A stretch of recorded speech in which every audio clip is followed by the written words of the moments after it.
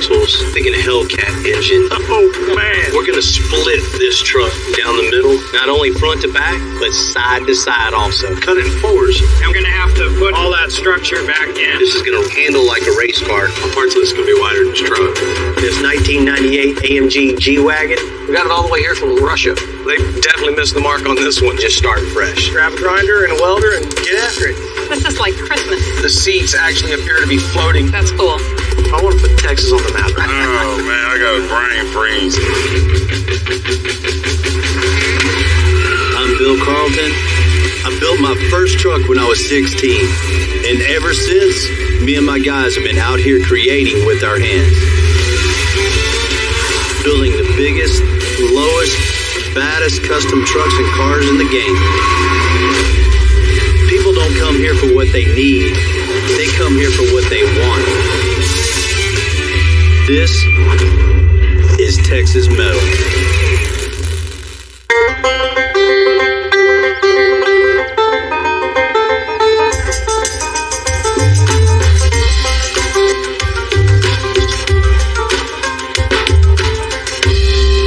You know, seeing that Willys pull in the parking lot, that thing is super clean.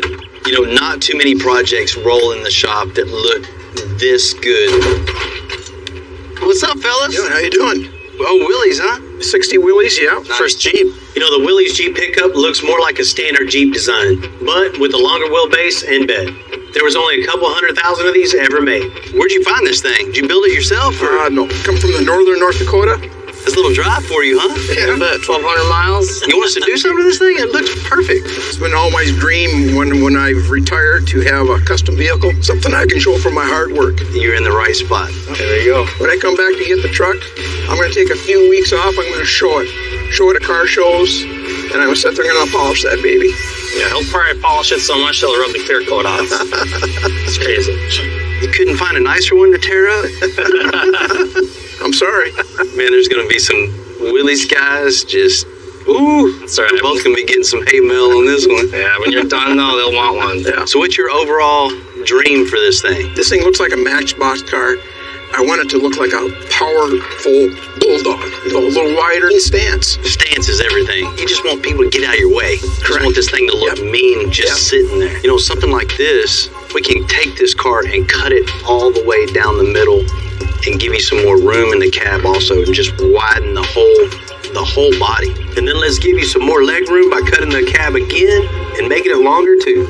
Now you're talking, Bill. Yeah. Achieving something like that, it just isn't no small feat. You know, that requires a lot of hours and a lot of skilled labor. So we're looking for. Y'all can kick back and hang out and have a little bit of space in between you when you guys are cruising around. Right? Yeah. You know, not that it matters, but let's look under the hood, see what you got.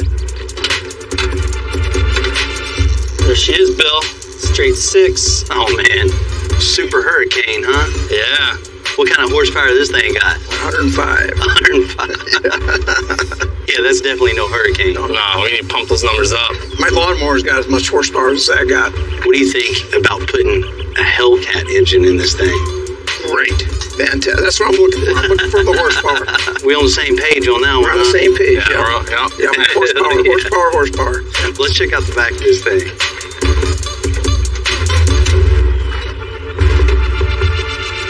It's definitely 1960, fully custom. Nothing in here is going to work. Let's just rip out everything underneath this thing and inside this thing and just start 100% fresh. What do you think about that, Yeah, man? I think it's a great idea. As far as the bed, we can definitely create a bed on this thing that looks more modern and fits the body of this thing. You know, I'm really getting excited about this. I mean, this is definitely going to be one of a kind. That's what we want. That's what we're looking for. You know, he's been working his whole life, never had a custom car. He's retired now. He wants a custom. That's exactly what he's going to get. I can't wait. I'm so excited. You guys ready to go make it official? I'm ready to go make it official. Let's do it.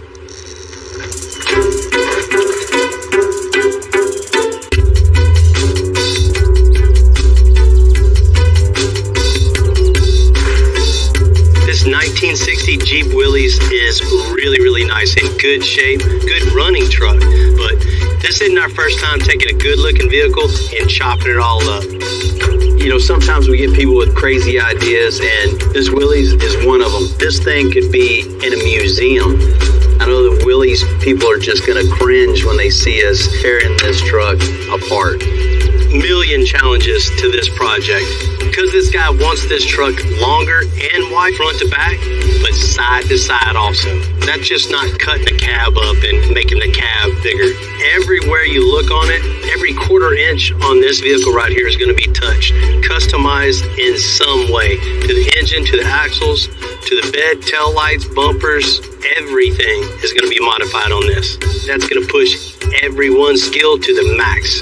A job doesn't come bigger than this right here, but it's here. We're going to take it on, and we're going to create something that nobody's seen before. We're going to create something just totally unique and something really, really cool, and give the customer exactly what they want at the end of the day. Fellas, look out going on. 1960 Jeep Willys. Why do we have this really good-looking truck? What are we about to do to it? We're about to have some fun. You know, we're all going to be tested on this one right here. The owner of this truck, he wants that bulldog look. He wants something low and just mean looking. Okay? We're going to split this truck down the middle. Oh, so we're not only going to do that, we're going to split it down the middle here too and make the cab wider. Cut it in fours. We're going to quarter it. Oh, man. It's going to look like a birthday cake all cut up after we're done with this.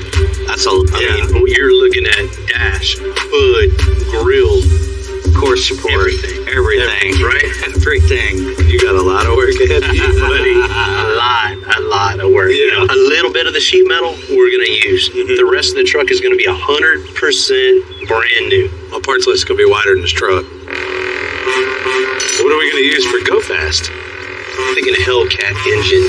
I'm about that. New chassis, coilovers, big axles, 6-speed transmission, and a crazy transfer case to be able to distribute all that power out to the brand new axles. Yeah. This is going to ride really good, handle like a race car, and look cool. And, you know, if we're going to build the bed anyway, we might as well build it to the body shape to give it that more modern look. So it still replicates the wheel well opening in the front, gives that little lift, gives it that depth on the bed, and really makes it look modern. Man, I'm super excited. Splitting a cab like this, well, quartering it, I'm so excited to jump into this. You know, a lot of work. So I'm probably going to get, you know, Bob Grant to come in and help us out with this. Nice. He is the man when it comes to any kind of sheet metal work. So he can use our expertise in other areas while he's tackling the cab and a couple other things to really, really help out. But you're not getting off easy. Nobody here is going to get off easy on this project. This is why we get up and go to work, right? You're right. You are right. Speaking of, let me get up. Let's go do that. To work.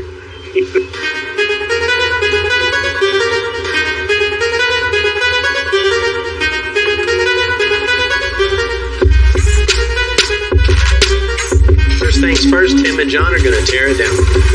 We can't be sure what parts we may need till after the cutting. So we'll be saving as many of the parts and pieces we can for later. Oh, check that out. Automatic hood prop. That's why the engineers got paid big dollars in a day. They get a whole $1.50 extra.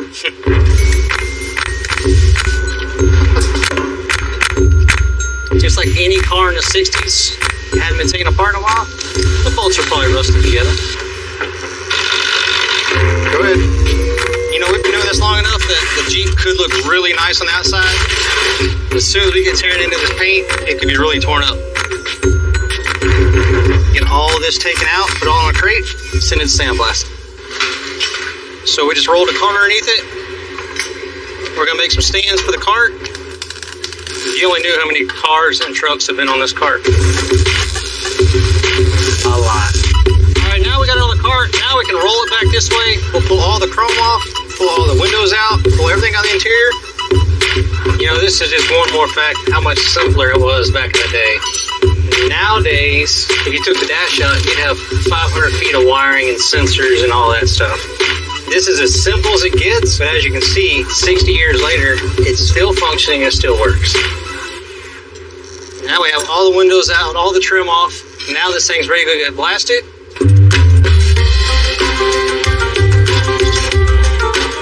Next time we see it, it'll be fresh metal to metal. We can do all of our metal work without any body work, any body filler, any surprises.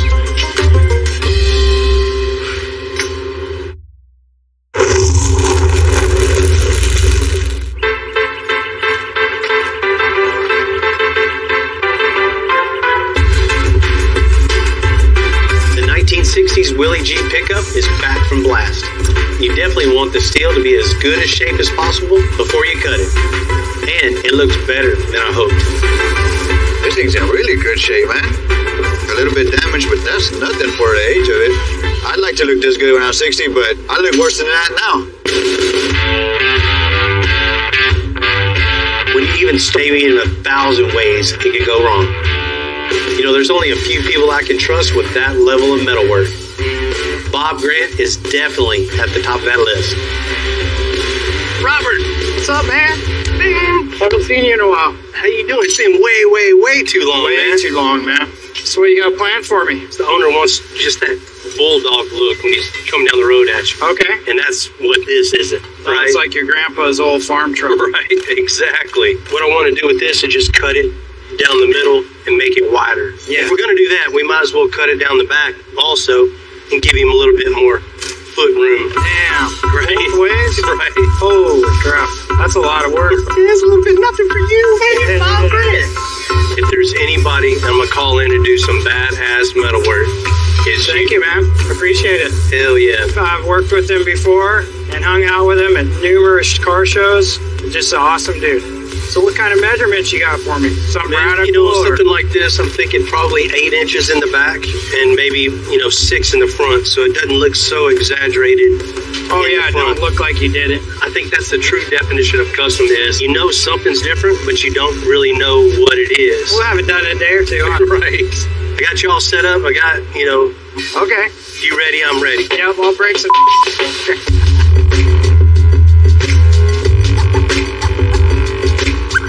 I'm gonna make some reference points to run my tape lines because the tape works really good. It makes nice straight lines if you stretch it, and it's easier than using a ruler on the whole damn thing. Every tape line we see here is gonna be somewhere where we're doing a cut. You gotta kind of eyeball it to get your lines nice and straight. But if we keep the line really straight, it'll be easy to build off of.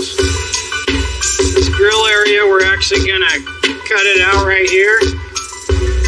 Cut out this whole piece, and we're gonna make a new one.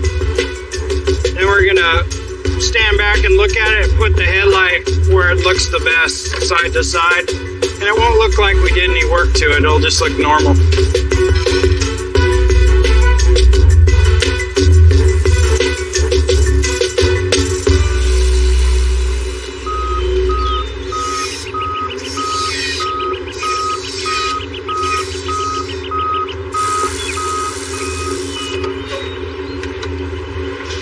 What up, man? What's up, bro? What up, buddy? What up, fellas? Got you one from Moscow. That's a Crazy, Russia. crazy. Getting a G-Wagon in the shop to work on is pretty cool, but getting a G-Wagon from halfway across the world, that's really cool. Man, this is our first G-Wagon. I mean, this isn't something that normally comes down Sunny Drive for us to tackle. Interior, right? Yeah, I talked to him. I said, man, there's probably a couple shops, between me and you that would probably knock that out really well, and he wasn't having it. He said, no, if the Extensive's going to do it, I'm going to put it on a boat. I'm going to send it to you. We must be doing something right. That's for sure. Max, what year is this? 98 AMG G-Wagon. You never know what year these are. I mean, they pretty much all look the same, different headlights and taillights, basically. Yeah, they're still big squares. Yeah. I don't know what it is about the G-Wagon. Either you love it or hate it. It's an iconic body style.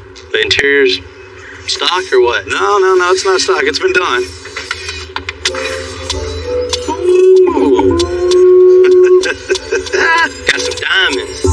Yes, sir. A lot of them. Diamond Stitch been out for a minute. 10, 15, so odd years ago. In red and black. We can't be having that. Man, the door panels are just shot. I think that's about the cheapest carpets you can get right there. Yeah. It's always interesting to see different people's takes on customization. 20 plus years ago, it was probably cool, but not anymore. We're gonna rip every bit of that totally out and just start fresh. Make something real cool. Exactly. You know, the G-Wagon is an iconic luxury car. So we're gonna do everything we can, bring back that style and make something totally custom and really cool. You know what? He's in the right spot though. Whatever John comes up with is gonna be the coolest G-Wagon in Russia. Oh, by far. How do you say get busy in Russian? Hurry up. I don't know. That's not me.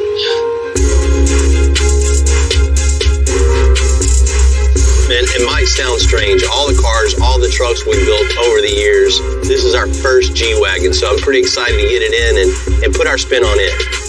There's many ways to customize a car, and interior especially. Some are just fads, some last the test of time. In this case, it definitely hasn't. I mean, it's old, run down, shows its age.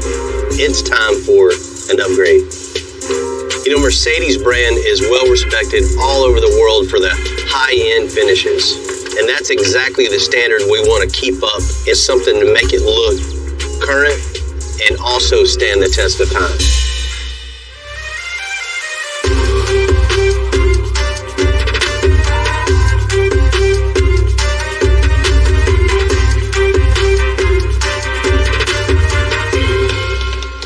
Oops. I swear I didn't break it. Doesn't even matter. I mean, look at it. The whole truck's broken. It's true. Well, they definitely missed the mark on this one. Right. Mercedes, world renowned for perfection, right? Right. That's exactly what we don't have. Especially the AMGs. They're hand built. These are first, second, third generation craftsmen. And this looks like they might have had about 3 or 4 years of practice. Right. So I want all this totally ripped out and just start fresh. Okay. Of course, new seats, yes. New carpet, new headliner, you know, all 5 door panels. Okay. Everything 100% brand new. Let's make this thing cool. You know, the biggest challenge on this is just making it custom and still making it have that elegant feel. Neutral colors or colors?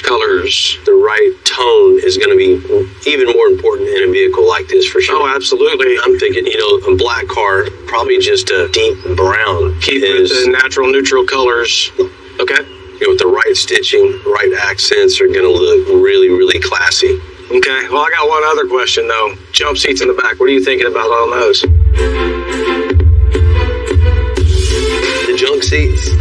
Junk seats, okay. Yeah. I know what that means. Yeah, we got a little more room for audio in it, you know, a little more sound in it. Sounds like I have a mission. A big one. Let's make this worthy of coming halfway around the world. Hell yeah.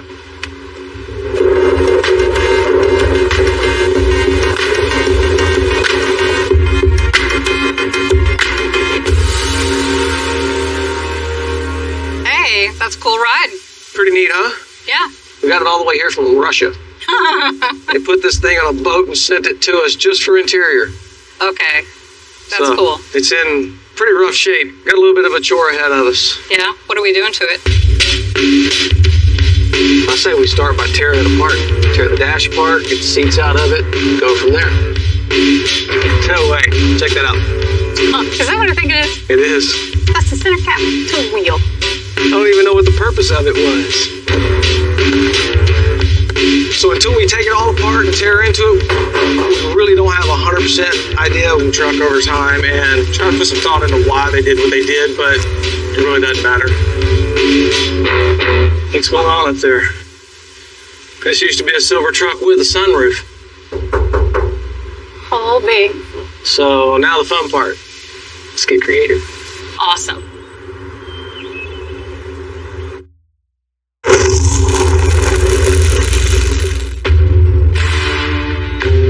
You know, it's not every day we get a truck shipped in from around the world on Sunny Drive.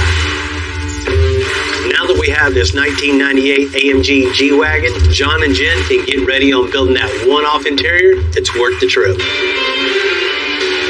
Looking at this thing, I got a really cool idea. I think we're going to get rid of these risers.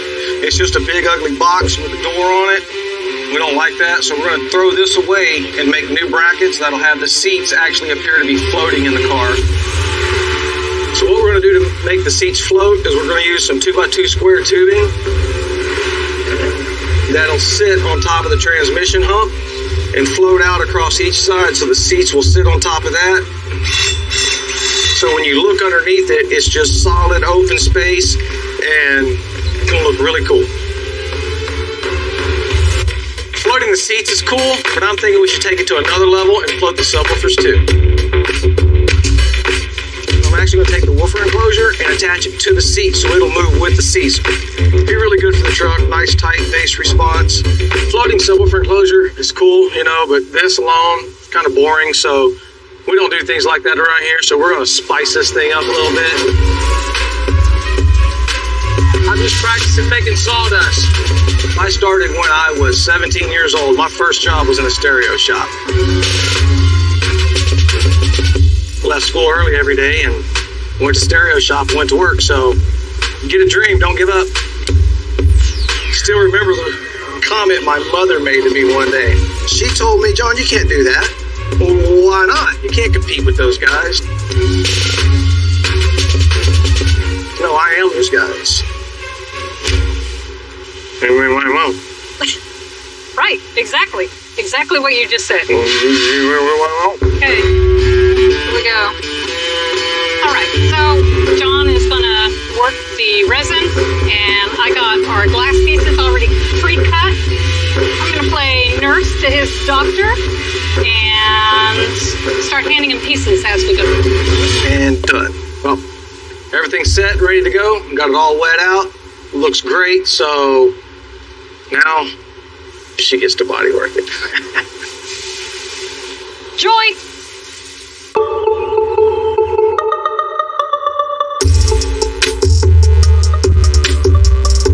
We got a lot of floor to cover in this 98 G-Wagon, and I know I don't want to use carpet.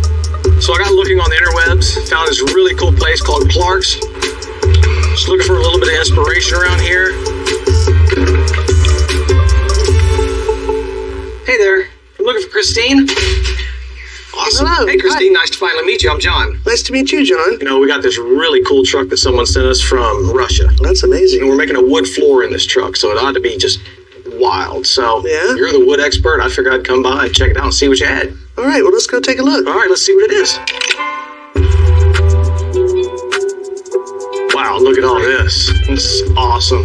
You know, we don't normally get calls for wood for vehicles, but we do have over 100 different species to choose from. That's really cool. We've also got some slabs over here. They're all the rage right now. That walnut is beautiful.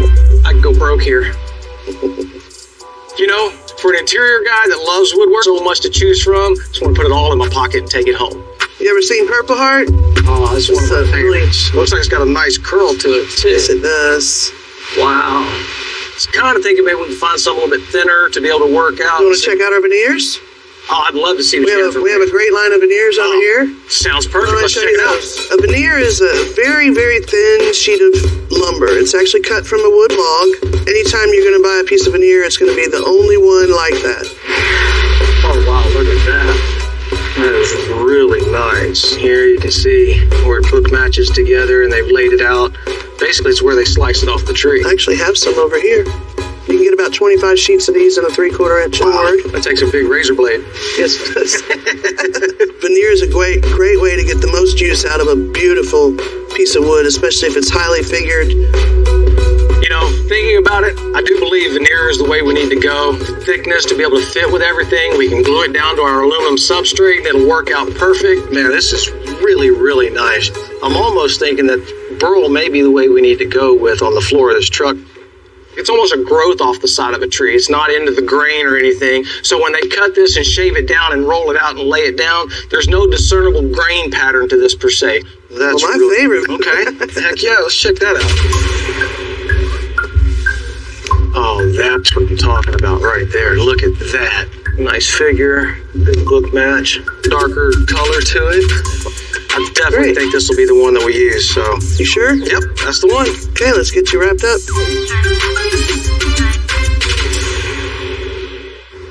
Okay, it's all marked out. Just gotta start cutting.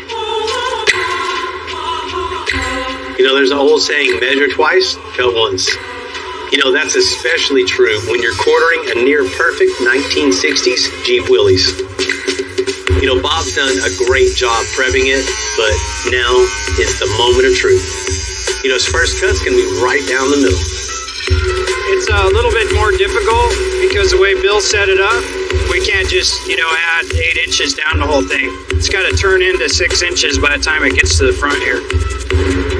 So when I started out, I just wanted to work like at a custom car shop. I was always buying magazines, building models, tearing apart bikes. I worked at a machine shop, worked at pretty much anywhere I needed to learn the skill that I needed.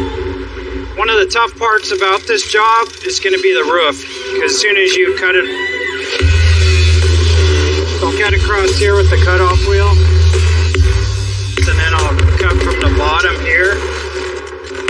This is the second time I've done a job like this. It isn't something people normally do. It's just so time consuming and involved. But me and Bill got a pretty good handle on it.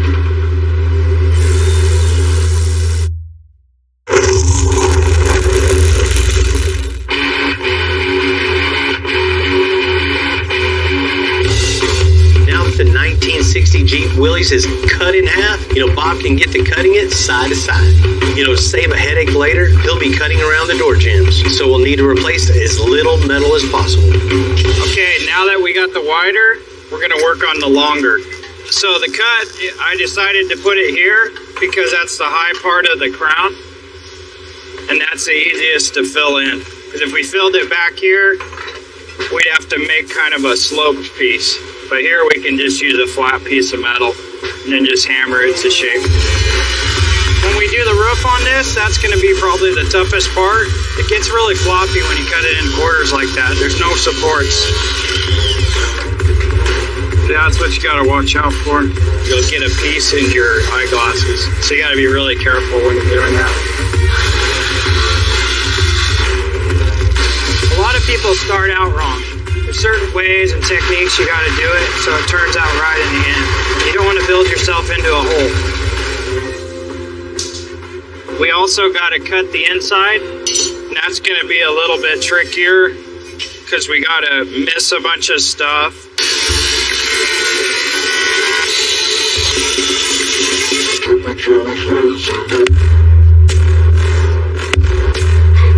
There's an inner piece and it's like kind of in the way. I don't think it's off that much, so I'm trying to fit it in there.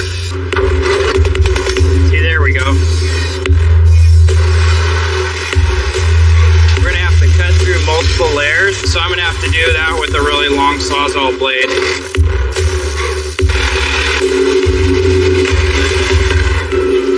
Hell yeah, success. Now I know how to do the other side. When you cut a car into 4 pieces, everything doesn't line up perfect because the car isn't a box. It's got multiple curves, compound curves. It's just a lot of things to figure out. What we did is we cut the back of the cab off, so we had to cut through all this structure and everything. And when we rebuild it, we're going to have to put all that structure back in. So it's more than just looking cosmetic. We got to actually engineer it back into it.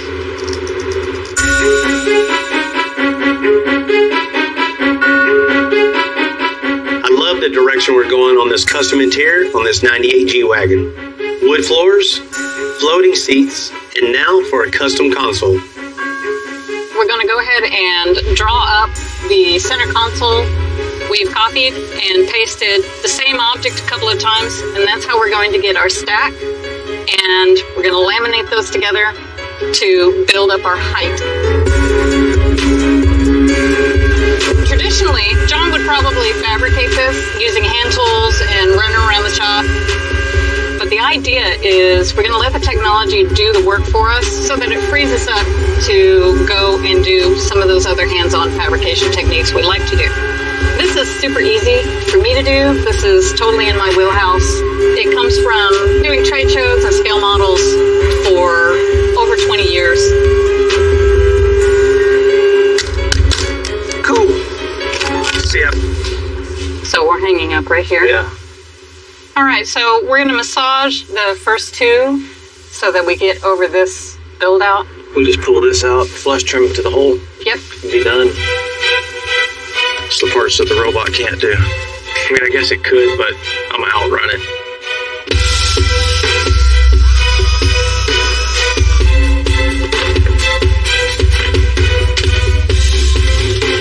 It looks pretty good. So what I'm gonna do now is just take all the parts that the CNC made and get them all glued together, get them stacked up where they need to be so we can start body working them, get them shaped in. That's the gist of it. It's gonna work. All right, so we've got our stacked pieces together and ready to go. What we'll do is we're gonna take and make a backside that floats above the rear, out to behind the seats, and everything just kind of be nice and open back here. So I'm gonna make my box. So that's gonna be the passenger side of the console. So now it's just a matter of making a couple more pieces for the floating look. You're building a box. This is my science fair project. I got this set up on stilts so I get it exactly where I want it. I can make both sides the same. Helps bring everything together nice and square. So it's like Legos. Put them all together. We'll get them stuck in here, start glassing it up, body working. This thing's gonna look real cool.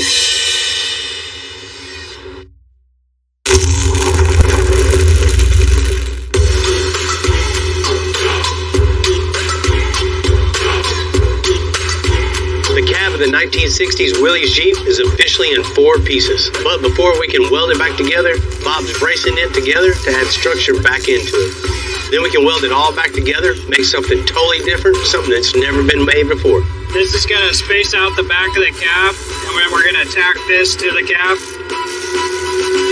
So what we got here is a 6-inch spacer, so you don't have to hold up a tape measure all the time. Okay, now that we got these all braced up, we're ready for the inner structure. We're just getting it 8 inches all the way down the whole center right now.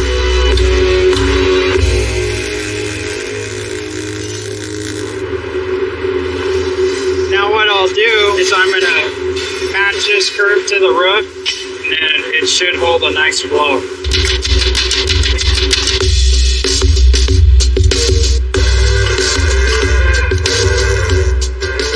We can make our new piece right here. I'm going to do another one of these right here, and that'll hold the rest of the roof in place.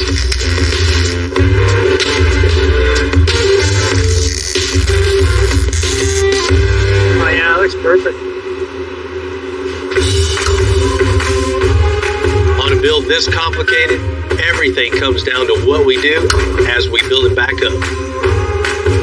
Everything flows off this moment. The strength and rigidity we create now is going to pay off later. That's why a project this size takes months and months. All the little choices now have a huge impact. You know, once this hits the road, it's got to be perfect. And it will be.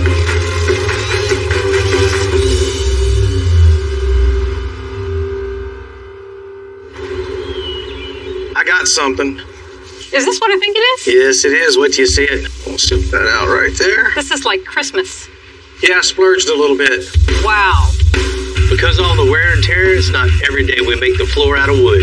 So we're going to make the burl wood veneer for the 98 G-Wagon floor extra tough and stiff by gluing it to an aluminum sheet. And then we're going to stain it. And what we're doing is a veneer to line it up. If we cut it perfect and then try to lay it, we'll never get it laid on there right. So even if we were to screw this thing up and go to try to get another one, right, it wouldn't match. So, one shot. And that was the easy part. No turning back now. We'll roll this out, make sure we don't get any bubbles. That's that. I'm gonna grab the router and get this thing trimmed out. Holy cow. The router bit he's got in here, the shank is too long to be able to get everything lined up correctly. So what John's doing is he's making another router surface to beef this up. That's a cool trick, man. Did you know I got magic tricks up in this place? I didn't see that coming. This piece is ready to go. All we gotta do now is get Lewis to stain it. Once it's stained up, it's ready to go back in the truck.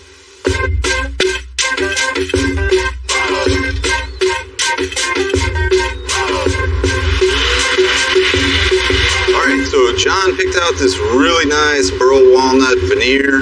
What we're gonna do first is we're gonna get it sanded in preparation for stain. And that way when we put the stain, it won't show. This is gonna be a really natural color stain just to highlight the natural beauty of that burl walnut. What I really like about this stain is I have more time to work with it, so I can take my time and kind of rub all this in really well and make sure everything is absorbing properly. So whenever I apply stain, I like to just go in a circular motion that kind of ensures that everything's nice and uniform across the substrate. And then what we'll do is we'll take our clean rag and we'll start to wipe this off, and you'll really get a better idea of what this is going to look like once we have our clear coat on it. Since this is flooring, we want to make sure that it's well protected. We're going to have several coats of clear. Fill in all the grain, make sure no dust and dirt becomes an issue down the road.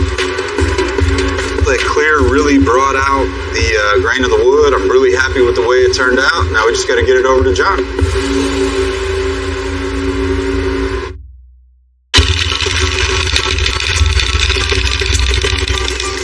Custom car sets you apart from everybody else. You want to be that average, boring guy. So I always have something custom, even if it's just my daily driver. They'll have rims or just its own look. And that's what I've based my whole life on, just making cars like that for everybody. This is one of those arts that might die off because not a lot of people can do it. It's hard to find people that want to learn to do this stuff. They say they do, but then when they start into it, they're like, well, that's way too hard. And they quit real easy. Hopefully a few young guys are interested in it and going to want to do this stuff. I like building cars. That's my hobby. That's my lifestyle. I don't think I'd ever do anything else.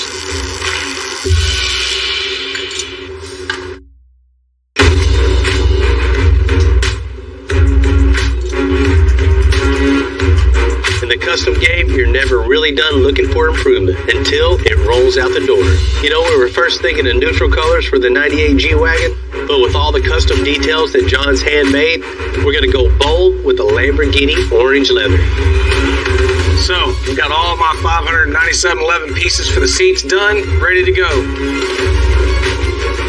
All I got to do now is sit here, sew them all together, and well, but you know, when you're building custom things, you can build all day long. It comes to a point when you gotta know you've got enough, or you need that just one more little thing, and we need that one more little thing. Oh yeah. Just one of those things when you're building and you can't stop yourself and you're creating, you just keep doing more and more and more. But this thing came all the way from Russia, so I guess we'll pull out all the stops.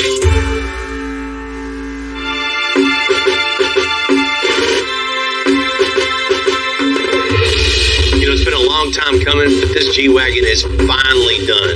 The owner can't be here to pick it up in person, so I'm going to send it to the Port of Houston, where it gets shipped all the way back to Russia. Everything looks perfect. I just want to look at it, you know, before it gets in the container, and when you look at it, you just, who's this? Oh, that's Slim. What's up with it, Bill? What's going down, How you doing, man? What's up, John? What y'all working on, right? Me and my bro in the neighborhood. Trying to replace this bag, man. I busted. Hey, that ain't one of ours, right? No, it ain't nothing yours. I know Slim and Raymond, you know, they're just coming up. They say for a part, but I know they're really snooping around to see what the latest and the greatest is. What y'all working on, though? I see y'all got something going. Let me get that up here. I need glasses right now, man. And what you done did to it? Oh, G-Wagon, it's going halfway around the world, man. Wow. Going back to Russia. Russia? Yeah. Oh, man, worldwide with it. Let me see. Every time we come over here, always something different. Lo and behold, man, it was a whole other creation coming out of here, man. Another Stinson bill. Check this out. Oh, man. Oh, man, look at it, man. That's sick. Oh, man. Come on, man. This this dude that put wood flows in the G-Wagon, man? Oh, man, I got a brain freeze. The floating seats, come on, bro. We got rid of the box that the factory seat sat on. Yeah. Okay. And built brackets to hold the seats up in the air so it has that floating look. That way when you look in, it's nothing but wood floors front to back in this thing. So we didn't want anything getting in the way of us. Bro, you gotta do this my Cadillac, man. We gotta do this. Needed this. That's right. Crazy. Color looks unbelievable. killer. I mean, anybody walks up to it, that's going to get your attention. And once you have their attention, you're going to keep it with the floating seats, the wood, Yeah. all the custom accents. You did badass. Great job, man. Great job. Hey, what's up with the peanuts in the dough pounder? Man, we had to have a design and texture, so That's we carried cool. that pattern from the doors into everything to flow together. What you done did to that center console? I see you got the big iPad screen in there. Yeah, man, we just took and threw away basically all the old factory stock stuff, came up with our own idea and made something that's clean. What y'all got going on in the back? I see the seats way back like a Maybach. Yeah, man, we got you set up. Oh, that's sick, man. I could never fit in the G-Wagon, but I see y'all finally did something for us tall folk, man. Yeah, plenty of leg room in here. And you wouldn't believe how much work goes into something like this to make it look this simple. I bet. Now you gotta get driven around in this, man. Yeah, that's the only way to travel. Yeah. We got one more surprise for you in the back, though. What you got back there? Y'all Let's got see, back man. there. Oh, that's clean, man. That's clean. Y'all threw the subs in the back on the seat. Okay. So that way, no matter where that seat's at, sub's not in the way. Both of them can move. That's dope. We got your peanut panels in it, too. And I love that piece of man. Making me hungry. You know, John, Jen, you always raise the bar on every project. It's truly a one of a kind, and something I'm very proud of. You know, the bar has been set very, very high with this G-Wagon. Can't wait to see the next one. That's crazy, man. I see why he came from way around the world. I'm just happy it's all the way around the Cadillac show. We gotta do this. Well, while we're waiting on the transport guy, let's go ahead and get you a bag, man. We'll get you a Right, gift. man. Let's get it. Let's get it. That's why I like coming here, man. Y'all give me some good ideas. This frame, like nothing. You know, with a car this old, things ain't where they should be originally. You know, Rat Rod, there's nothing specific how to do anything on it. That boy's on the ground. This is a real nice 75 square body with a real long bed. I got a little problem. It's tired driving. All we have to do is put a wishbone in place. It's gonna look a lot cleaner, and it's done right. Oh, no! I'm Bill Carlton. I built my first truck when I was 16. And ever since, me and my guys have been out here creating with our hands. Building the biggest, lowest, baddest custom trucks and cars in the game. People don't come here for what they need. They come here for what they want. This is Texas Metal.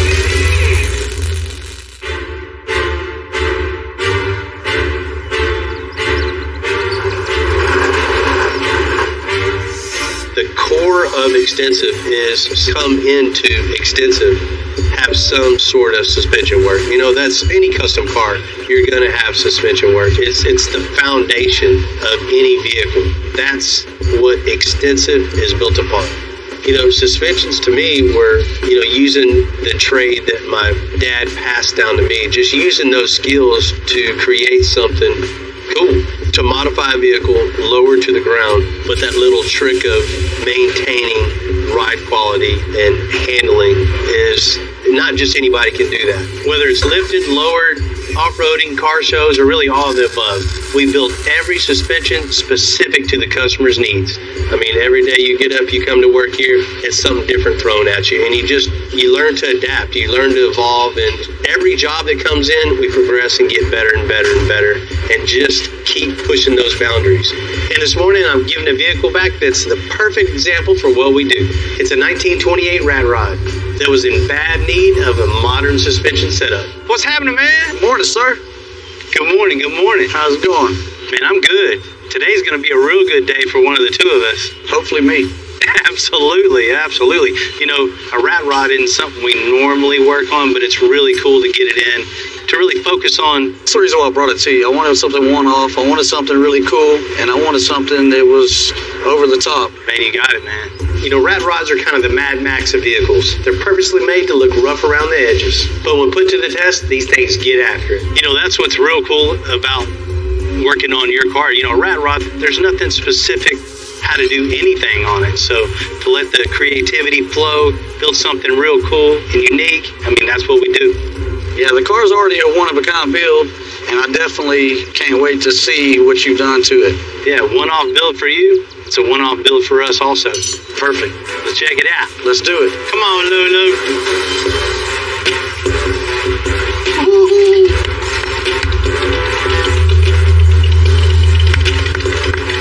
Check that out. That's it right there. Right. Drop it down, Lulu. Man, that boy's on the ground. That's right, man. It's sitting flat on the ground. Man, hell yeah, I'm loving it, man. Man, when that thing hit the ground, I was excited. Man, I was pumped. The car looked really cool. It was already unique, but we had to put it over the top.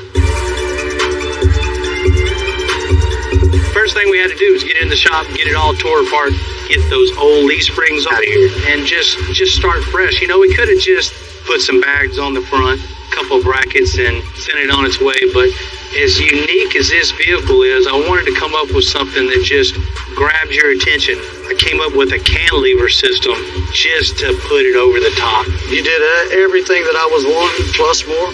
Man, that cantilever system is just, man, it's pretty cool, huh? Man, just doing the geometry just to get that to function is the reason why I brought it here. Man, that cantilever front suspension, it was state of the art. It also matched the old school look of the car. I really like that. It's different. You know, in the rear, too, we just took off all those springs and everything and put a tooling suspension on it with a bag on that. So the ride quality's there, the handling's there. It's probably the only thing comfortable of driving this is going to be the suspension now. Well, that was the whole reason why I brought it to Extensive, is because I wanted the suspension to be one-off, and I wanted it to be a very comfortable ride. And I bought it to drive. I didn't buy it to sit in the garage. I bought it to drive. Hell yeah. And of course, you know, we couldn't paint it, especially in, you know, Houston, the humidity that we have here, you know, let the atmosphere do its thing, and just the rust just took over, and it just blends everything in. It looks like it's been there for 100 years. The craftsmanship and the work that you did. Man, I appreciate it, man. Man, Bill, thank you very much for the work, and I'm going to enjoy it. I'll see you around. You got it. Thank you, sir. Hey, one more job well done for us, one more out the door, but it's time for me to get back to work because we got many, many, many more to go.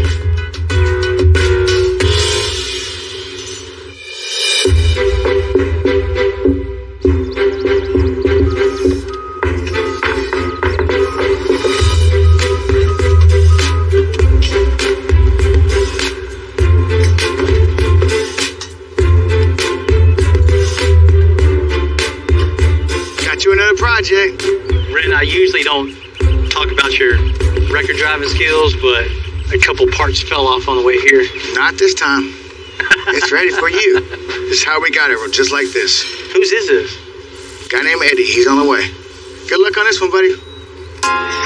We're out. They're gonna leave me with this one, huh? Yes, sir. You got this, dude? You know, a project like this is pretty much on that line. You know, do you spend a ton of money, ton of time to make this a really cool truck, or chop it up, sell it for scrap? Because Ford was busy making things for the war, not too many of these 42s were ever made. So, to this day, it's one of the... Hey, Bill! What's happening, man? What's going on, man? Edward Wilcox. Hey, nice to meet you. It's your truck? Yes, sir. 1942 Ford pickup truck. My dream truck. Oh, yeah, this is a dream come true for you? Dream, man. I've been working on a lot of stuff, but this is the one I want. Yeah? Yes, sir. It's my baby right here. So, why 42 Ford? Well, you know, the 42 is one of the rarest trucks. To me, it has a lot of class and style with it. It's the first one that had the flat nose in the front. I think it's very unique, but it needs a lot of love and attention. It does. I ain't gonna argue with you on that one. Mm-hmm. So what do you see when this truck's all done? What do you see here? I see something bad. I mean, I want a full custom job on this. You want us to take this truck and just totally remake the whole truck over for you? Yes, sir, but in parts. I'm going to have to do a little at a time. I've been looking for this truck over 20 years, and it's been a long road for me to find it, and I finally found it. Hey, I totally totally cool with that. You know, a project like this can most definitely be overwhelming to a lot of people. So how far do you want to take this? Well, Bill, I would like to get everything underneath done first. So just start out with the rolling chassis first, getting the foundation all set. Yes. You know, it has a straight axle on the front. Yeah. You know, getting rid of that, put a Mustang 2 style front end. Sounds good. You know, disc brakes on it. You know, a good rear end in it. 4-link on the back. Yeah. And are you wanting it adjustable at all or just stationary? I would like the static ride of it. So no adjustability, you just want to...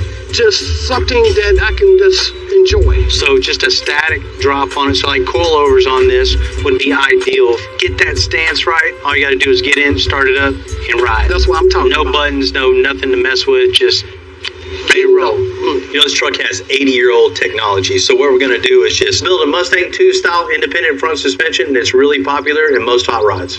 And a 4-link in the back with coilovers all the way around to give it a good ride and a really good stance. And Bill, just to let you know, I have the engine and transmission, so I'll be bringing over to you a lot of parts. That's even better. So what we can do is get the stance right, the ride right, get the engine, transmission in it. You know, get you a column in it so you can steer it. I mean, you can push it around and do whatever you want to do to be able to go on that next phase. Sound like a winner. Let's make it happen. We're gonna make it happen.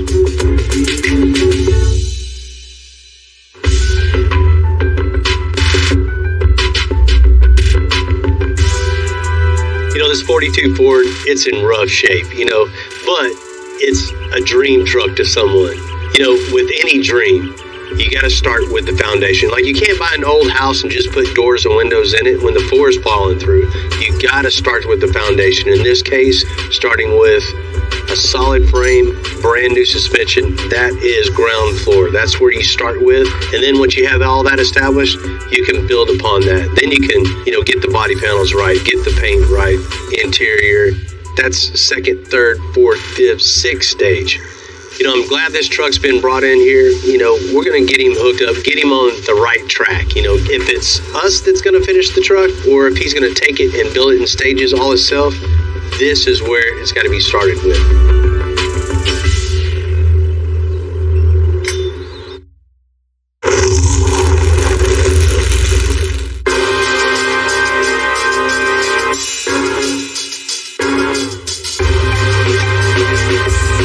We put the 42 Ford on the lift. Right away you can see this truck has a big problem. Appreciate you getting on up there, Timmy. Hope you don't expect much. You know, it's just about to come tell you what we're going to do to this, and it just got added, right? Put it right back in the ocean. That's where it looks like it came from. Man, there is nothing left of this frame, like nothing. You know, this is his dream truck. He's been wanting an early 40s Ford for quite some time. Finally got it, but man, it's in rough shape, right? Hopefully you got it cheap. We're going to be building this in stages. So the first stage of this is we're going to build the front suspension, get rid of the old straight axle. We're going to put a Mustang 2 style front end with coilovers, front and rear, 4-link for the back. Give it a really low stance, something that looks really good. We'll put brand new brakes on it, wheels, tires, and he has this engine trans that we're going to mount in here also. That with a column so he can steer it, he's good to go. That's his stopping point right now. So you want to mess with this frame? You're going to call him and see if he can get another frame? Or we're going to build one? We have to change the frame. There's nothing we can even do with this. It'd take more time and labor to try to repair this than it's worth. So that's basically where you're at right now. You want to make a rolling chassis for stage 1, and then whenever he gets ready to do phase 2 and phase 3, if we do it or somebody else does it, all the suspension and the drivetrain's done. Yeah, that'd be 100%. Okay. So one other thing, it's not leaving here with this. Go out of here looking like that. I'm gonna break that to him as soon as I get on the phone with him right now. Let's go ahead and get it all tore apart. You know, front end off, cab off, roll the whole thing out, and we'll get it going. All right, man. All right.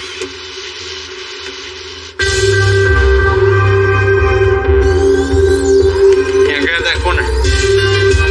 No matter what the build is, it's always better to fix the chassis and suspension first. It saves a ton of time and heartbreak later. You know, a lot of times people ask you how you like to get projects. When you do get them like this and the guy does want to do it in sections, it's kind of relief because a job like this would normally take at least a year.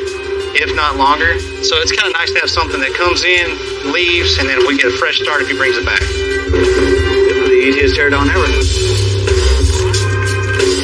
Right? Yeah.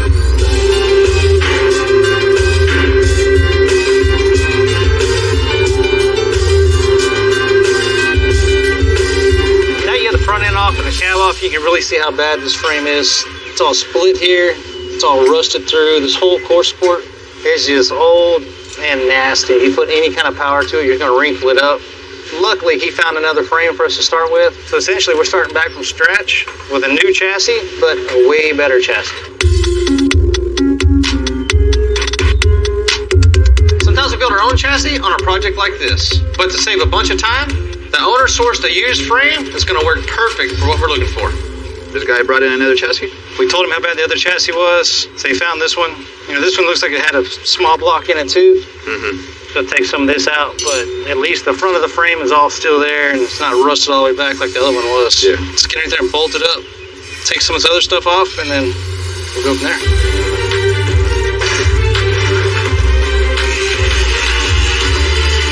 Because we're adding the LS with a lot more power, we're going to box it in to help support the frame, reinforce it, and then also give us a good platform. We're going to add our Mustang 2 front suspension to have a crossmember that comes down and comes back up. So that'll give it something really good, really solid to tie into, which will make it a lot stronger. And it'll also take some of the torque for the motor to keep this thing from twisting up in the front. And you can see over the years how much it's not really consistent. I'm trying to straighten it up. But you can see right here, how much the frame will twist just back and forth. So that's why we're wanting to put a plate all the way down this side to here. And the same on this side. You have something that's a C, it wants to collapse the ends. You make it full boxed in, it's super strong.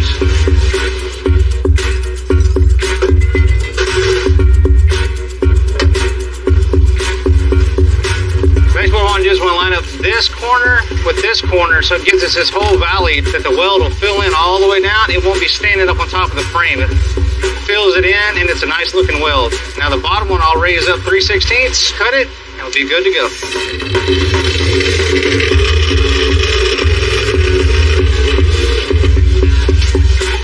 Now you can see right here, it's corner to corner, corner to corner. Now we can put a weld all the way down there, and put a weld all the way down the top.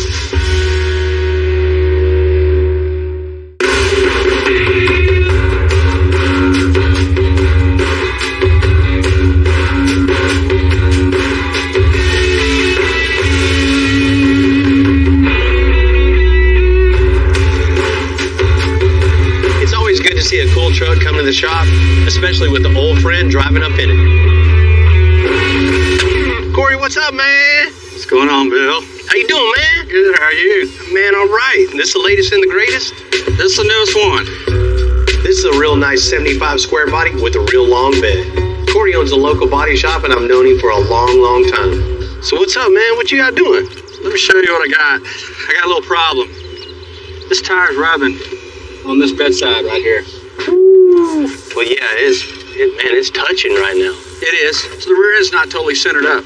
Right. The wheels, the offset of the wheels, they come off of another truck. I mean, they work on the truck, but it's a real tight gap. I see. On this. Man, definitely riding this low. You can't be doing that. You don't want to be riding around real high in the back, right? No, I like to ride it low, and as it sits right now, I can't ride low. What's the other side look like? But the other side, it's over here. I've got a gap that I don't have over there. Yeah, you got a little bit more room on this side. Yes. It's definitely not 100% center, but even if it is 100% center, you still have the panhard bar, right? You have that fixed area on the frame, and then coming over to the axle, it's going to follow that plane no matter what. So you're going to have a little side-to-side movement. And because that wheel is so large, the tire's got a little bulge to it, and just the way the square body's made, it is so close to the bed sides, the fender well trim, to the tire, right? There's no room for movement. A lot of vehicles we deal with, there's only a couple things you can do to fix a problem. Narrow the rear end, get a different wheel and tire, or fix the centering issue. If everything else is good underneath here, I think all we have to do is get rid of the panhard bar and put a wishbone in place. Yeah. That way The suspension can still go up and down, but it won't have any side-to-side movement, so you'll be good with that. You know, wishbone is basically a telescoping bracket that mounts to the frame and mounts to the axle and keeps everything 100% centered. So, Bill, if you think the wishbone will work, can I just leave it here and get it taken care of? Man, you know we got you on that, Corey. We'll definitely make it work with what you got and save that paint and save them tires for you. I'd appreciate that. It's an easy deal, man. No sweat. Let's go in the office. Let's make it happen. All right.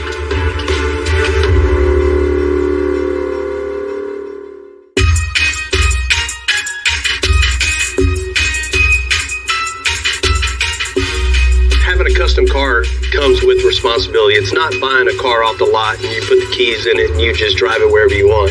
When it comes to a custom vehicle, especially a lowered custom vehicle, you got to learn how to drive it. It's not like driving a stock vehicle.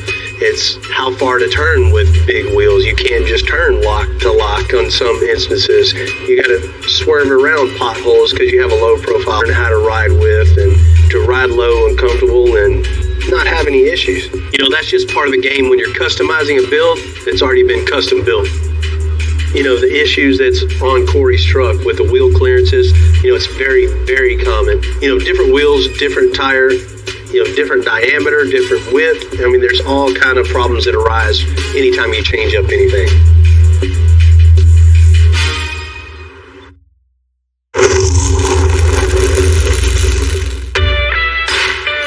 In the custom game, the bigger wheels and the lower you get, the better. But it's a fine line between looking good and drivability.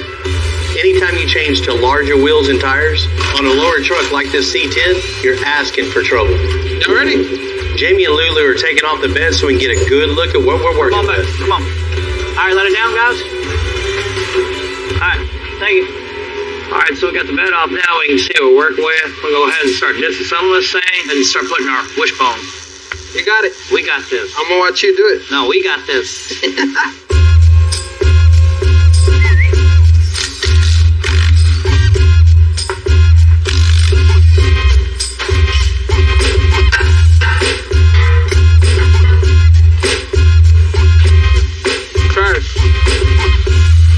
Man, there's not a whole lot of room up here. I mean, the bed sits right here, right? Mm-hmm. You got the exhaust there, you got the cross mover there. Instead of messing with any of that, this looks kind of, I mean, it's all right, it's functioning, but I don't really like the looks of it. And I knew we were going to do the wishbone on it. I know he had clearance issues, but, you know, Corey's a friend of mine. I can't be having him ride around looking like this. Now we have the bed off the C10, I'm seeing a couple more issues. You know, I don't like the plastic line and some of the placement of the valves and compressors. You know, I definitely prefer hard line because it will last way longer and it looks way better. I think moving this tank, moving the air tank back where the factory gas tank was, it'd be totally out of the way on the outside of the frame. Move the compressors and everything out there, so we'll have plenty of room to build a really sturdy, cool looking wishbone. And taking out all this flat bar and everything, and then boxing it back in with a piece of 2x4, and that'll give some rigidity back in this old riveted frame. And we'll make it look just as good on the bottom of it than it does on the top. Alright, cool. Good. So we're gonna go ahead and dump the air out of the tank right now.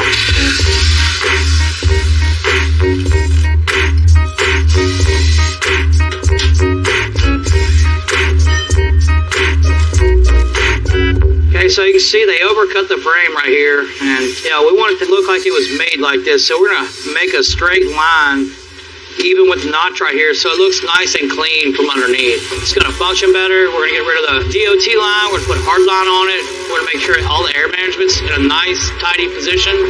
Oh, it's gonna look great underneath. It's gonna look a lot better than it did before.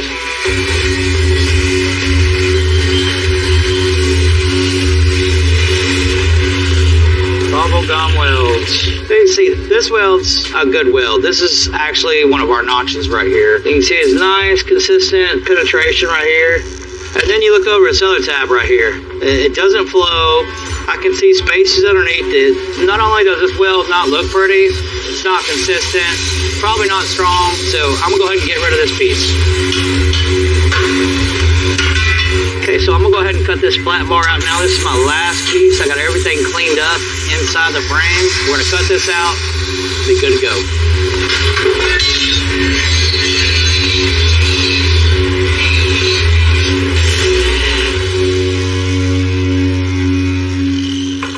For the 42 Ford, the real key is finding that perfect spot for the new cross member.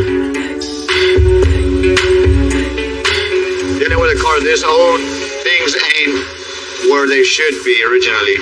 We fitted the front end with the cab, got it where it needs to be. Now we gotta get our wheels where they need to be. We can't line it up where it should be, and we can't line it up by eyeballing because everything's just not right. So we're gonna do the best we can with some plumb bobs, center it, and our wheel opening, one on each side, and then run as a straight edge across, and that's how we're gonna mark the centers of our frame. That way we know exactly where to put our cross member at. When I'm setting all this up, lining it up, measuring, not only does that cross member need to be dead center on that frame, but we also want that wheel to end up centered in the wheel opening. You don't want it too far back, too far forward, because it's not gonna look right. So when we get that lined up on the frame, all square, perpendicular with frame rails and everything, we got to come back and make sure our wheel is going to be centered as well before we can go and start welding all that in place. There you go, buddy. All right, now we have everything centered up, everything's leveled, the frame's level, this is level, it's centered where we want it. Now we're gonna make a couple pieces to connect this other piece back here. We'll box it all the way in so it'll be 100% strong.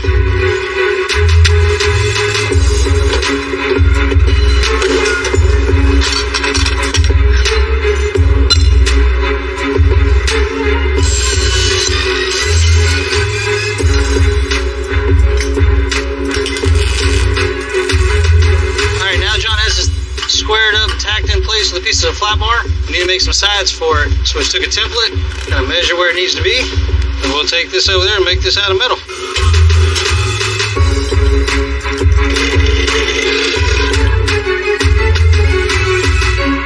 All right, Lulu did a good job getting everything welded in. Now you can see this is all boxed in. So this connects this frame to the cross member. Now we can drop the big engine in here. It'll handle the horsepower and the torque since everything's fully boxed.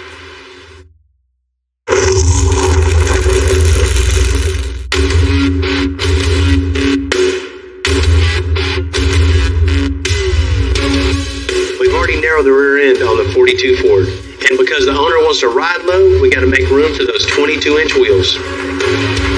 Perfect. That is like a Hot Wheels now, huh? Now John's going to notch the frame so there's plenty of clearance.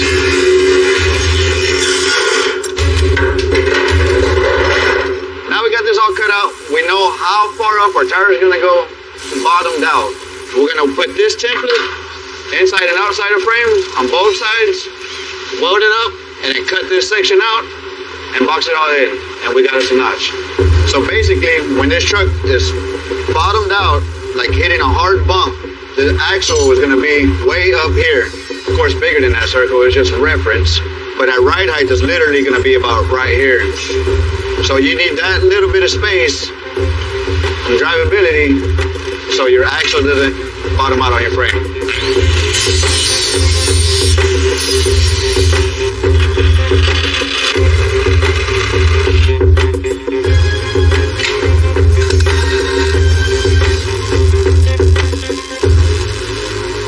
Now we got all our notch plates in line with these two parallel bars, and they're all welded out to the frame. Now we can cut this center section out on both sides, and we'll have us a notch. After that, we'll fill them in.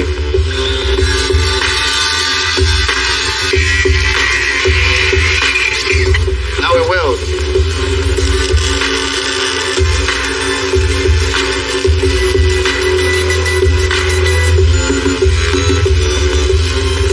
So I got the last cap piece tacked in place. Now this is ready to get welded out. Once I'm done, the frame will be done.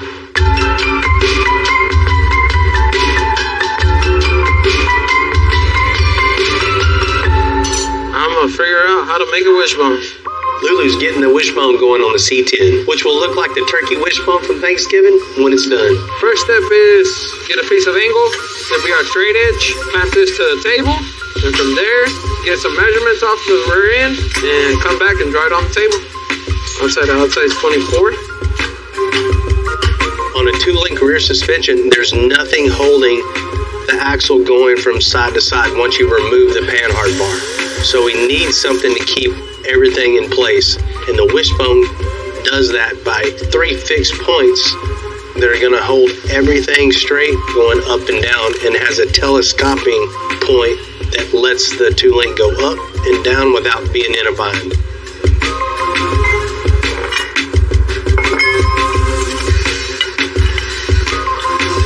Now I can notch my shirt.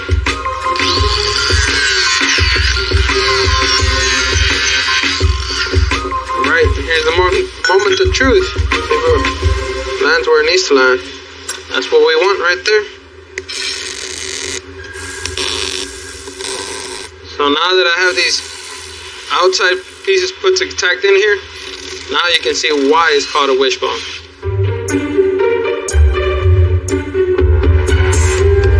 Okay, so while Elu's making our wishbone, I'm gonna go ahead and relocate our compressors back here.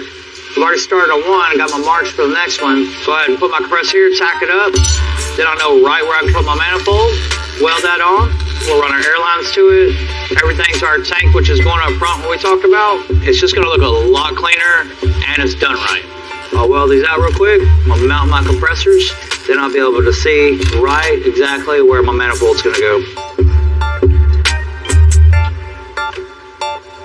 Okay, well that's not gonna work there.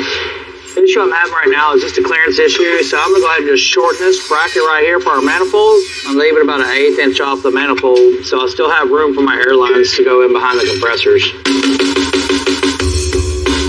Let me take this off, go ahead and shear it.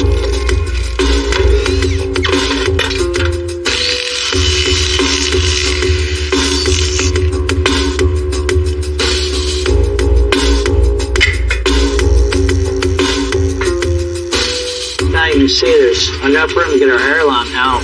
It's nice, clean, it's tight, looks good, it's compact. Now tack it and weld it.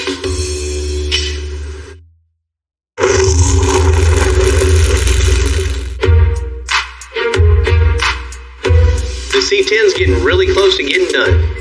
We finished welding, painting, and installing the wishbone. Now that we've got the wishbone on there, everything's perfect. It's going to stay exactly centered between both frame rails, so we're not going to have any issues with the tire rubbing. Lulu and Jamie are finishing by running hard lines in between the air compressor, tank, and airbag. Come on with it, move, please, move. Man, it might have taken only a couple days to knock out. Go forward. I think that's it, guys. But the changes we made are going to make a world of difference. Corey, what's happening? What's going on, Bill? How you doing, man? Good, how are you? Man, doing good, man, doing good. Man, I know you came in, you were just having some issues, the clearance issues of taking a wheel and tire off another truck and fitting it on another truck that wasn't really designed for it. We got you all hooked up, everything. Let's check it out. Hi, man. Oh, man. Much better. Look like you're ready to drive. Yeah, man. Wheels look good. Right? Man, the truck's only been gone a week, but seeing it coming out that gate, I'm so happy to have it back. Beautiful C10, man. Good looking truck. Man, thanks, Jamie.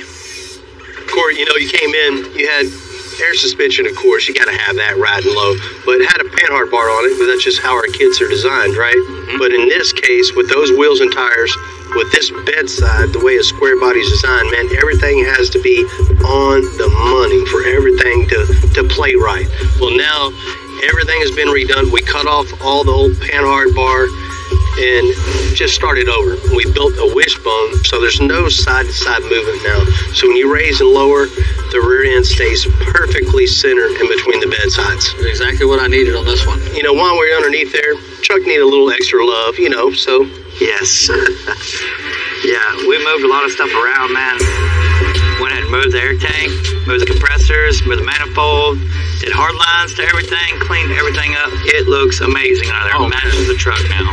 Awesome. It looks real good underneath there now, man, and it works real well. I'm glad y'all took it in. You don't want plastic lines on a custom build like this. I mean, you have vibration issues, chafing, rubbing, heat. You don't want any of those problems. I mean, that'll leave you on the side of the road. So a nice hard line is definitely the way to go. Corey, it looks good underneath there. We got everything in its place, but, it's the moment of truth of dropping it down on the ground and making sure, the clearance is at 100% and no issues. Let's check it So out. Jamie, drop that sucker down. Let's show him how center it is.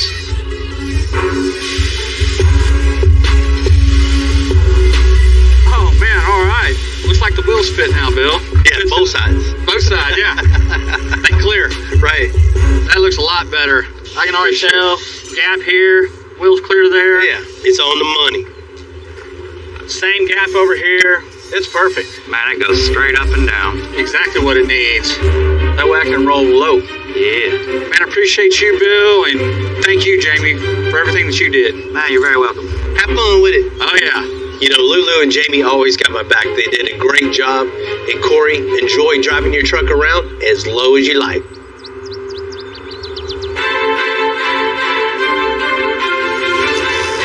Take it easy. The roller chassis is coming together on the 42, finished mounting the LS and add a new steering column. I'm glad Tim boxed in that open channel frame, because this is a whole lot of motor, and I don't think that original frame would have held up. So with that said, with it being boxed in, shift it over that way, should have no problems holding this power plant. Right there.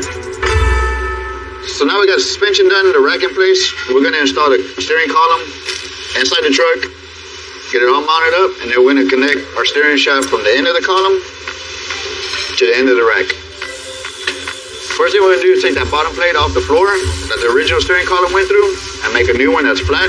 That way we can install this lower column mount, which we just call it an eyeball, because when you put it in the floor, you can move it around, pivot it however you want.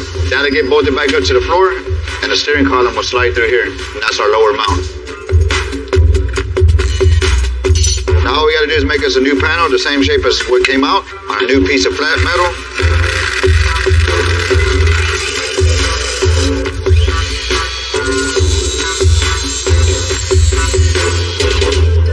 What I'm doing now is just figuring out the center of my lower mount. We need to cut out a hole about a good 3 inches.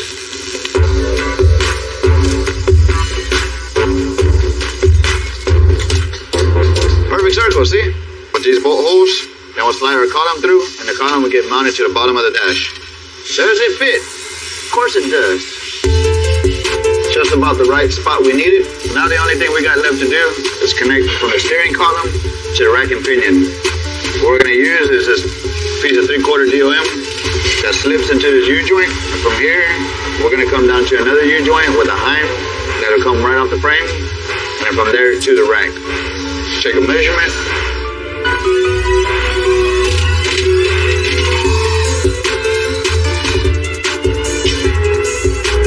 Now check it in place and test it out.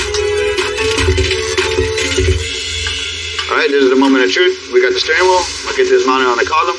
Give it a few cycles, left to right. See how it feels.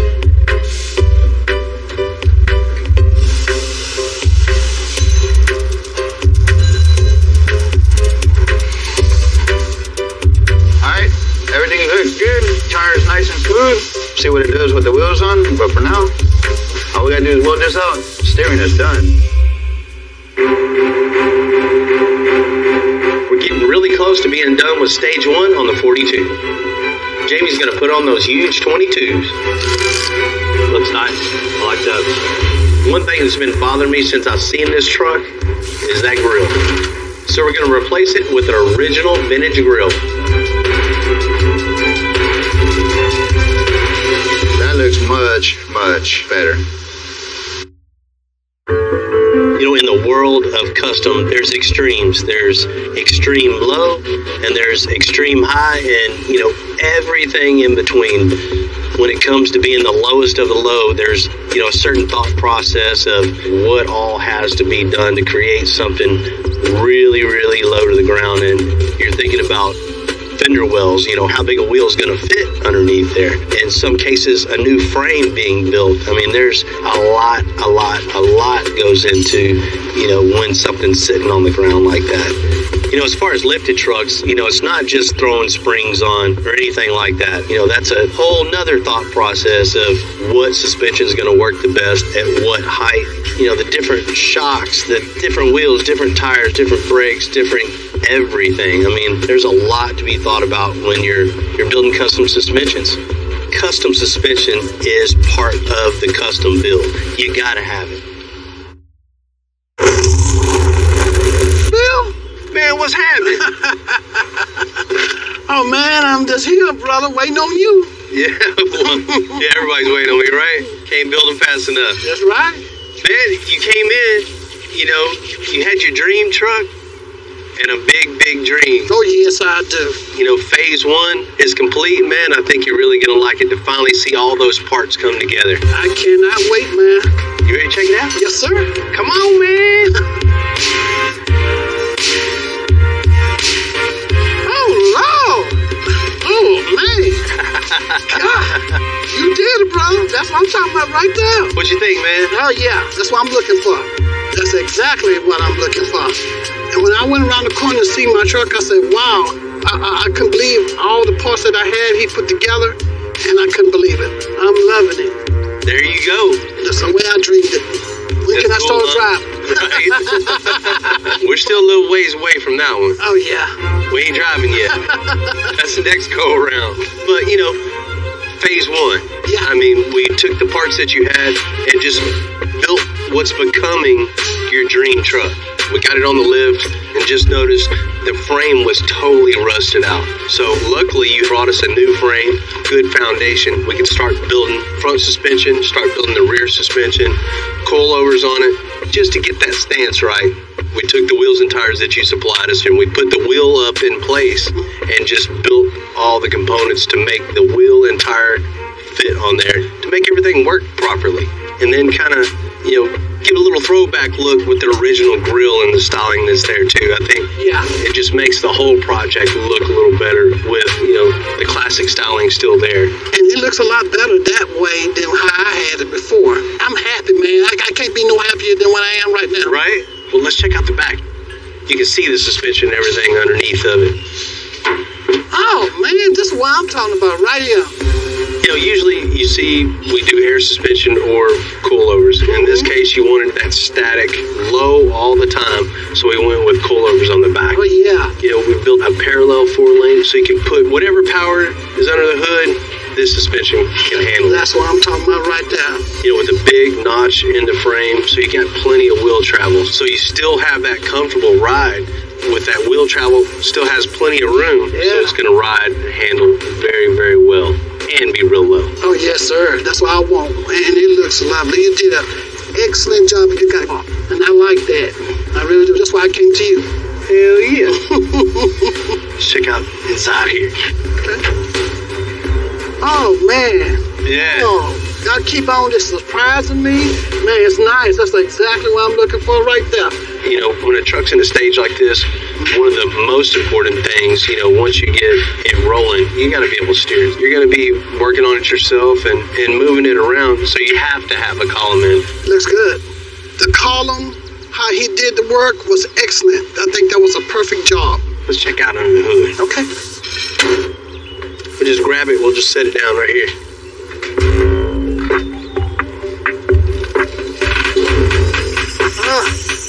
That's my baby. Man, you see it all coming together now, really, right? Man, it looks nice. You said you got about 800 horsepower, huh? Yes, sir.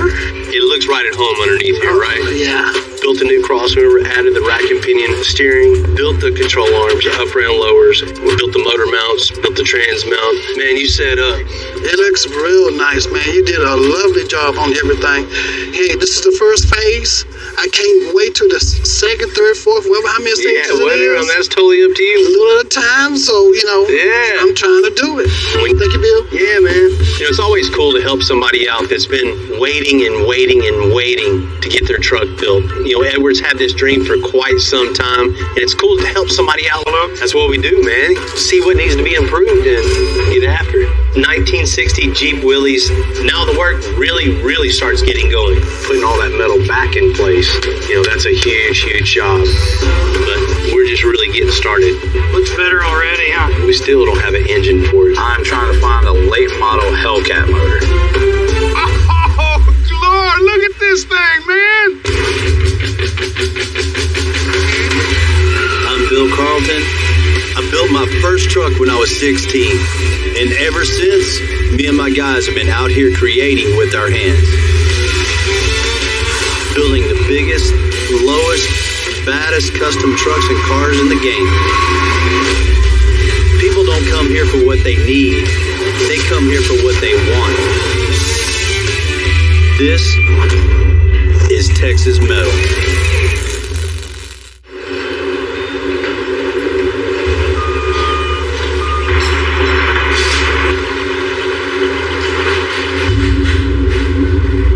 Let's see what happens here.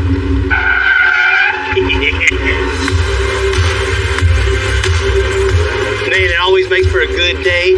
Just take a break from the shop, come out and check out the new slab. Relieve a little frustration. Doing donuts is going to be short-lived. This is soon to become the Extensive Metalworks' new headquarters with a lot more space.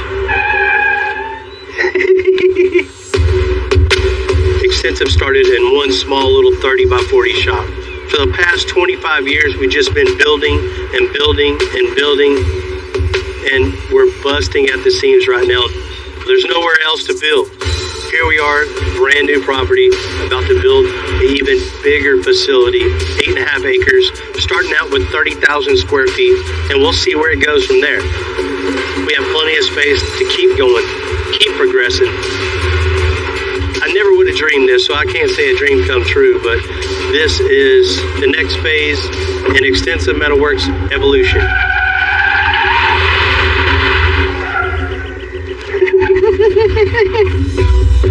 We have a whole lot left to do before the new shop is finished and we can move in. But some things can't wait, like the record. It seems like we just bought it, so I'm gonna run over to RPM, see my buddy Ryan. What's happening, man? What's up, Bill? See what he's got on the lot, get that new record going. Man, you know the 5500 you built me is a badass truck, but I got a little problem with it. What's that? You know, our builds always get bigger and better. You know, they've been getting heavier too. So I'm just feeling like I need a little bit bigger truck. I'm just overloading the one we got right now. I think it's time for, you know, a trade up. Cool, let's go find another project. Let's go check it out. Man, you got all kind of stuff out here. We just sold him a new truck a year ago. What about something like this here? Man, it's a big old truck. You know, with Bill, whatever he has is going to get bigger, bigger, and bigger. 75 ton? 100 ton. 100, huh? And go bigger. Man, this is what I'm talking about right here. This size truck, I won't ever have a worry about anything again. But the International, man, I like that. Let's check that one out. That's the one you need, come on. Good looking truck, man. Love it. I love the pewter. You know, I'm usually a black truck guy, but pewter looks good. You know, just looking at the International, the other trucks are just a little more industrial. The International just has that look of just wanting to be customized. 26,000 pound GVW so you can haul the weight that you need to haul. Yeah, that's what I don't want to worry about. No swinging and banging. Man, I love the wheelbase of this. You know, the air suspension on the back so we can get even lower, huh? Yes, sir. That's a must. I'm seeing a lot of potential here. Maybe split the bumper, maybe give it a little bit more length. Once you get the bed on, you get the toolboxes on, we can build a running board that comes from the front fender all the way back to the back, you know, right into the boxes itself and really finish all that out. Brand new equipment. You're going to chop it all up? Yeah. Just like you do with everything. That's what we do, man. See what needs to be improved and get after it. So once you do what you do, I'll get it over to my shop and do what I do. Oh, yeah. That's it. Let's do this one. Bill's going to do his own custom stuff once we're done, so we need to hurry up and get in action and take care of our side. Our cabin chassis that we're using has a long extended frame. We're going to need to whack that off at the back so we can have our pivot point, so we're going to cut the frame off at the right length that we need. Now we're ready for the bed, and next step is going to be set the bed on the frame.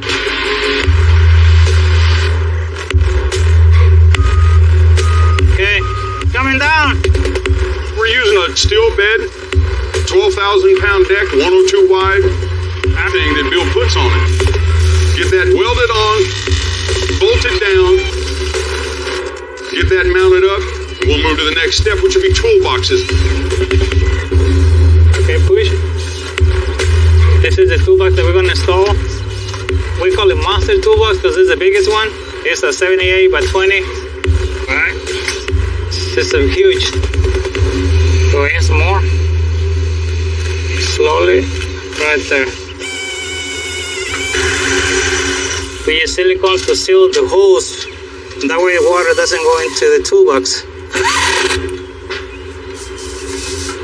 Yeah, all right. Bill took care of me so good on my dad's truck. We're gonna give it that little extra pizzazz. Sneak it off to the paint booth. Add this color and blend it on down here on the side rail. Give it that little extra customization.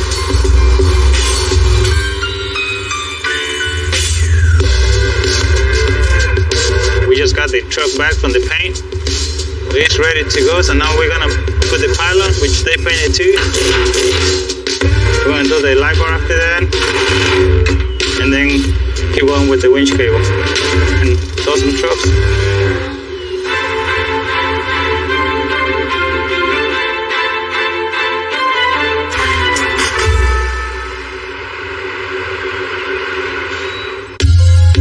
You know, it's real cool to build a rolling business card.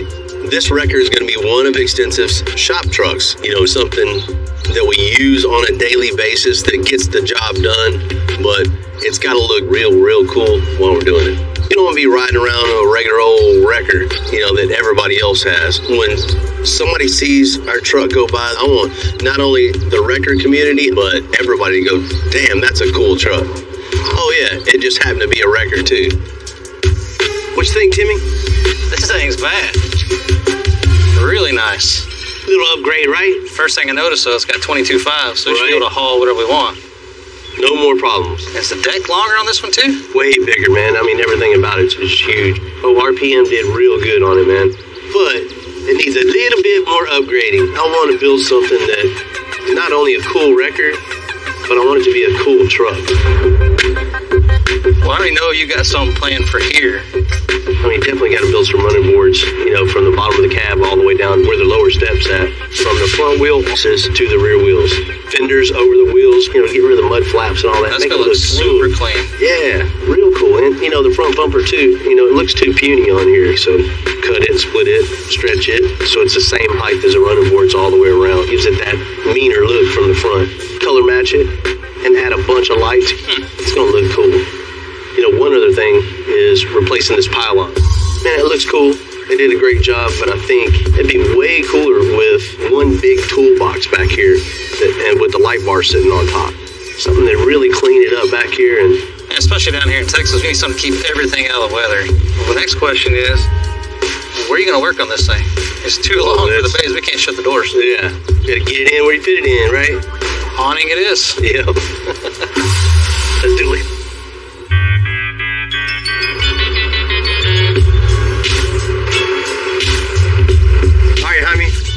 Man, this is going to be the quickest teardown I think we've ever done, man. I hope so. Yeah. We're going to make a new toolbox. Okay. So we need to take off the pylon. All right, set this down.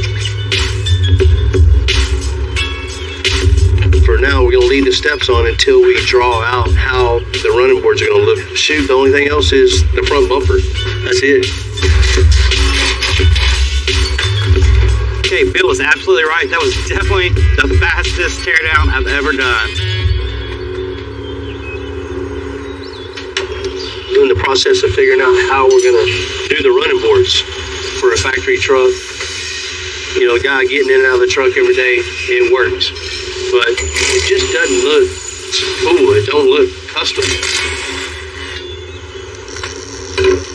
We're going to fill in all this void in between the toolboxes and the fender, you know, pretty much from wheel to wheel.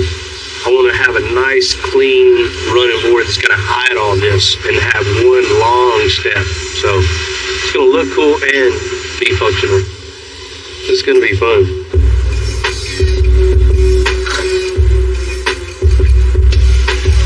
You know, we're at one of the very beginnings of the process. You know, first you got the idea.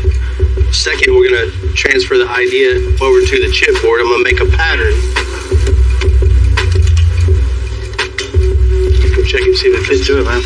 But in the process of doing this, you're thinking in your head, hey, how can I make it cooler? How can I make it better? This is going to dead end right into the box. You need to make that a little longer. That looks pretty good. I got a little little piece of scrap just so we can start bending and just make sure we don't bend ourselves into a corner. You know, I've bent pieces before and then it won't fit into the brake. So I'm just bending this at the shape we're going to bend in a big sheet. That way we don't waste a big sheet of metal. That won't work. Yeah, that'd be the last bend too. We'll make it.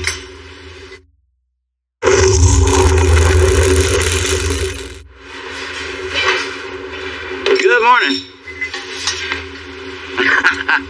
What? Yeah, man, I finally cut it. Who are you? It's been a while since I cut it. It's been a little over 3 years, so Dude. feels so much different. It's not all on my face when I ride, but you know, it's still taking getting used to. I keep on rubbing my face and my beard's not there. It's kind of crazy. Well, it's good to have old Jaime back. Right on. You know, for me, a big key to metal fabrication is making it look like it came from the factory like this. We're bending the running boards on the 22 International. We're going to make it match the overall shape and flow of the factory truck. Calm down. Ready? Yeah, try that. You know, it's really critical in bending anything like this with multiple bends to make sure every bend is in the right spot.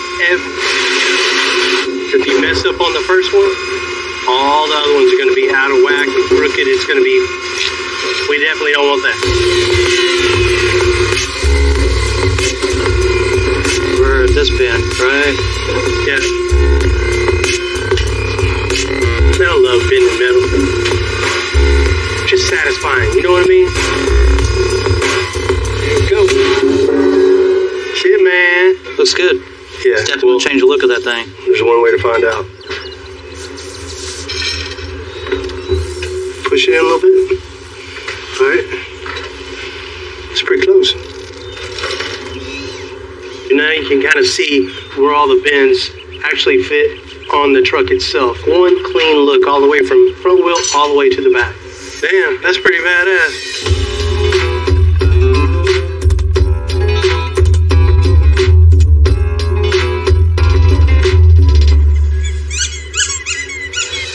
You gotta see out there what Bob did that Jeep. He cut the whole thing in half this way. He cut it that way. So the Jeep's now in 4 pieces. Oh, man. What y'all talking about? I was just explaining to Max how Bob just walked right up to that Jeep, just looked at it, and just cut it straight in half. Man, you'd be heartbroken. I brought in Bob for one of our biggest metal jobs in a while. The owner of a pristine Willys Jeep wants to give it that mean bulldog look. So Bob quartered it, making it wider and longer. We got it all braced up. Now the work really starts getting going. It looks totally different. Mm-hmm. Cutting the cab up into 4 pieces, you know, it's just a start. You know, putting all that metal back in place, you know, that's a huge job. From that to building the frame, chopping the front end up, widening it, building a full bed, painting. After all that's done, huge interior job. And we still don't have an engine for it. What motor are you going with on that one? Oh man, you gotta have the Hellcat in, right? You did decide with the Hellcat? Yeah. This truck came with an old straight 6, but that definitely won't cut it. The Hellcat's a 6.2 with over 700 horsepower stock. Way too much power for it, right? So that's just right. It's pretty much a race engine, not something you normally put in a truck. I know it's next to impossible to find a new one, right? Supply chain crap is all out of whack. You know, we're a year out on those. So, you know, let's go. The next best thing is trying to find a pull out of something, you know, late model, very low mileage, you know, clean engine. So we got a few feelers out, and the ones I've found so far are either, you know, they've been in a high-speed wreck, so the whole front's mangled up. The Hellcat on it, you know, so we got to have an actual real Hellcat. Yeah, I want the real deal. Got to have it. Hopefully, shouldn't be too much longer. We'll have something to fit in there. Yeah, we're going to need something pretty quick, man, so pedal to the metal. Yeah. You ready? Y'all have fun. All right. Today I'm running around town trying to locate a Hellcat motor for this Jeep Willys. Houston has so many incredible little places for parts, but you gotta know where to look. Hola, Jefe! Hey, how you doing, brother? What's up, my man? So I'm here at Tex-Mex today. You know, it's a junkyard, so they have all kinds of stuff. And what some people think is junk is big money to this guy. Man, you got all kinds of motors over here. We sure do. You keep all kinds of good stuff, don't you? Yes, sir. Some of these motors just look like complete junk. You know, they've been on fire, they're wrecked. That's a new, LT motor? Yes, sir. Got a little hot, huh? Yes, a little bit. But a lot of stuff you can just pull off, replace, and it's still fully usable. 2006 5.3 out of Chevy pickup 4x4. That's a good motor. That's on the hot rod motors. Everybody's wanting the LS's. This one's not going to be here long. Yeah, somebody already have put down. That was already sold? Yes, sir. That happens.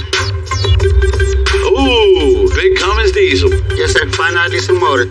All 5-dash pickup. Everybody wants one. Yeah. Man, there's a lot of good stuff here that we could use, but I'm really on the hunt for that Hellcat. So if you find one low mileage, brand new in the box, any one of those, you know, give me a shout. We'll come over, I'll grab it, and we'll get it in this project. Back to the shop, we're getting busy on the metalwork for the Jeep. By stretching it out, we gained in between 6 and 8 inches on the body. Now Bob's gonna make it all seamless. Okay, right now I'm trimming this piece into here. That'll be the start of this. You notice these are rounded on the ends and this is squared off. We're gonna round these. So what I'm gonna do is I'm gonna split it right here, and then we're gonna actually hand hammer it all around.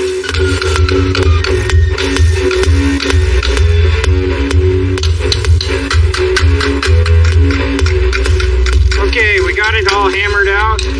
What we did here is we made the ends round, and then it'll have a nice finished edge, just like the rest of the doors do.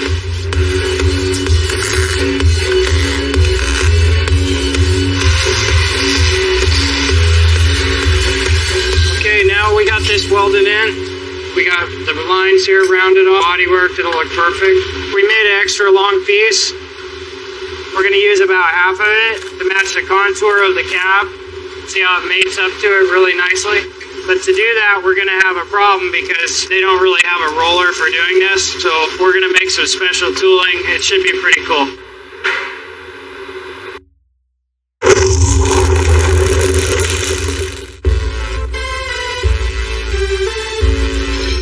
Okay, let's look in the junkyard. Since I opened Extensive over 2 decades ago, I hate throwing stuff away. Probably even use a coil, but I don't want to ruin something they might use. You know, as a lifelong fabricator, you just never know when you can use something. So I'm definitely not surprised Bob using old parts to make a new tool for that 60s Jeep. This is too big, huh? No, that's perfect. We need 3 of them. We're going to use these old U-bolts here we found in the boneyard to build our tooling to bend this. What we're going to do is we're going to weld 3 of them together, and then we're going to use a rubber mallet, and that'll give us our curve. That's why it's a good idea to never throw anything away. So I'm new here at the shop, and having an opportunity to work with a guy like Bob Grant is just amazing. That looks pretty good. Like that. Okay. We're gonna weld them in like this. So they don't teach you this kind of stuff in school, so it's really cool to learn how to do it. It takes a lot of experience and years of work to really figure it out. So I'm having a pleasure learning it. As you can see, our tool came out pretty good. Lines up perfectly with our bend. So now it's time to put it to use. This is a hard piece to form because there's 3 rolls we gotta do here. The edge is a little bit wavy, so I got this hammer. We're gonna fine tune it. Worked pretty good though for some old U-bolts. Okay, we got it pretty good now. Matches our pattern. Might be a little bit long on the sides here, but we'll check it out and see how it looks. The ribs here match these. What I'll do is I'll cut this out and butt weld it all. That'll finish the body line around the back and match the cab perfectly.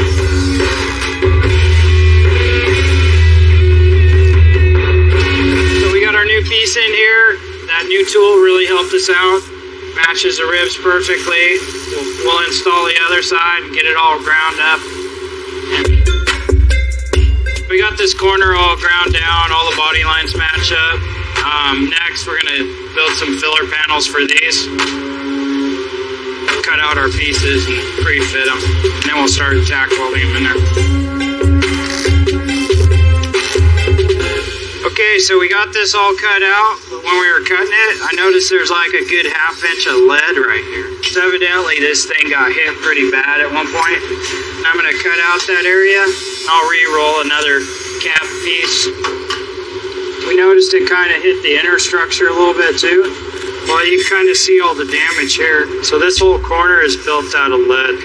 That's not even a real corner. Looks like I could maybe get rid of some of it just by digging it out. Maybe hammer it a little better. This piece I'll have to replace though. All lead right there. So my next step is to remake this little flange here and roll this little piece. So this is how they should have fixed it the first time. So back in the day, they used lead to repair a lot of damage on cars, and they'd put it on with wooden paddles. They'd heat it all up and put it on, and they'd use it just necessarily the right way to do it. A lot of people like using it, but I don't. It's really poisonous. It stays in your system.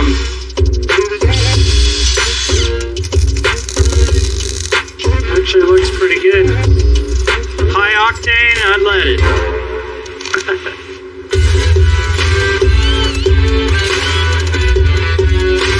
It gets pretty exciting seeing all the pieces go back in. So it's starting to look like an actual vehicle. Yeah, it'll be all ready to go, just like factory. I'm on the hunt for something, man, and I'm hoping you're gonna be the guy that's gonna help me out. A lot of guys will only look for parts on the internet, and I do too. I'm trying to find a late model Hellcat motor. All right, let me get this number from you. But I found as much success going old school. You know, picking up the phone, calling everybody I can think of. 75,000 miles, and it's been run to the track. Yeah, that's not really what I'm hunting for, man. I appreciate it, though. The customers, they don't care if the parts are hard to find. They just want what they want, and they want it yesterday. One was on fire. I definitely don't need that one. These Hellcat motors are race engines. A lot of times they end up destroyed, being driven too hard or crashed. Oh no, no paperwork? Yeah, let me look into this and I'll get back with you. It doesn't have paperwork, but it's still got a chunk of frame around it, so I don't know that that sounds stolen just a little bit, right? Well, on to the next one. We're trying.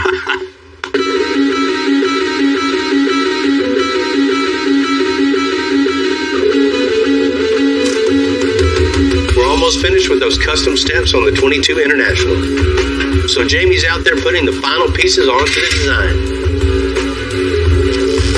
We got a little filler piece in between the running board and the box, Jamie. So all we want to do is, we got this step hanging out. So let's just cut the little end of it off, give it a little nice little gradual step into the filler. Yeah, that's definitely what it needs. We could have just capped this and been done with it, but we took the extra step, a lot of cutting, some bending, folding, to go ahead and add this cap to tie in, and then we're going to add this piece to tie into that. It's all the things you really don't see that takes the time, but when it's all together, it looks like it's supposed to. I could have just left the box alone and not added this piece, but I'm going to see this truck every day, and it's going to ring over and over my head. I could have done that. I should have hit my other piece right here. Getting a little freedom to do kind of what I want to. I'm really happy with it. Bill's definitely got the confidence in me to take care of this by myself. There we go.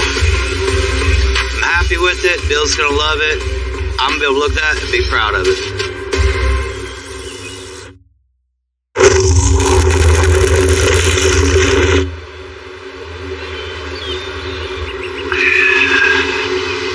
Birds are chirping, dogs are barking, metal's flying. Fixing to weld some stuff. The 22 International is going to be our new record that'll represent the shop. So of course it needs to fit the part. So I'm thinking a meaner bumper that'll give it the right look. So with everything that we're customizing on the truck, this bumper right here really stands out. It's too short, so what I'm going to do is go ahead and splice it, add my 6 inches in between, give it that nice aggressive look from the front so it matches the rest of the truck. I'm going to do this in 3 pieces. My middle section first, stick this in the roller, just give it a little shape. Now you can see it's got a little curve to it. That's going to be way too pitched forward.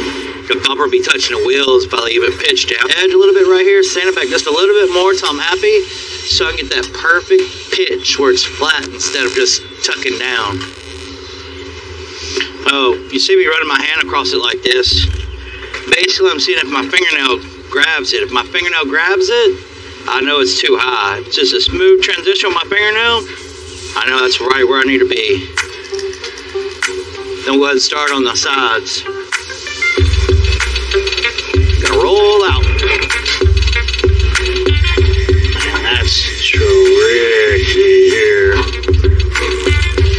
You know, it's not like the middle piece. I have a radius going this way, so I need to trim this piece off because I don't want it being short on this end.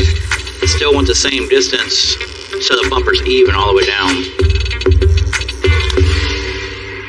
The bumper's forming up real quick. I like the shape. Go ahead and start tacking in, walk it all the way down. Once I get this side, duplicate it, do the other side, trim it. Next, we're gonna be adding this piece. Now this is my center mark right here. So I'm gonna go ahead and measure between these holes. Find my center. Bang, bang, boom. We're gonna tack it. I'm going back and forth because I don't want any of these ends, you know, they're loose, you know. I'm clear right there. I'm not over, I'm not under. I'm making sure I'm consistently even all the way across. Once I get it all tacked in, then I can come back and start filling in between my tacks. As you can see, I got the bumper stretched now. It was a lot of work, but final product, man, this thing's sharp. It's gonna look good on that truck.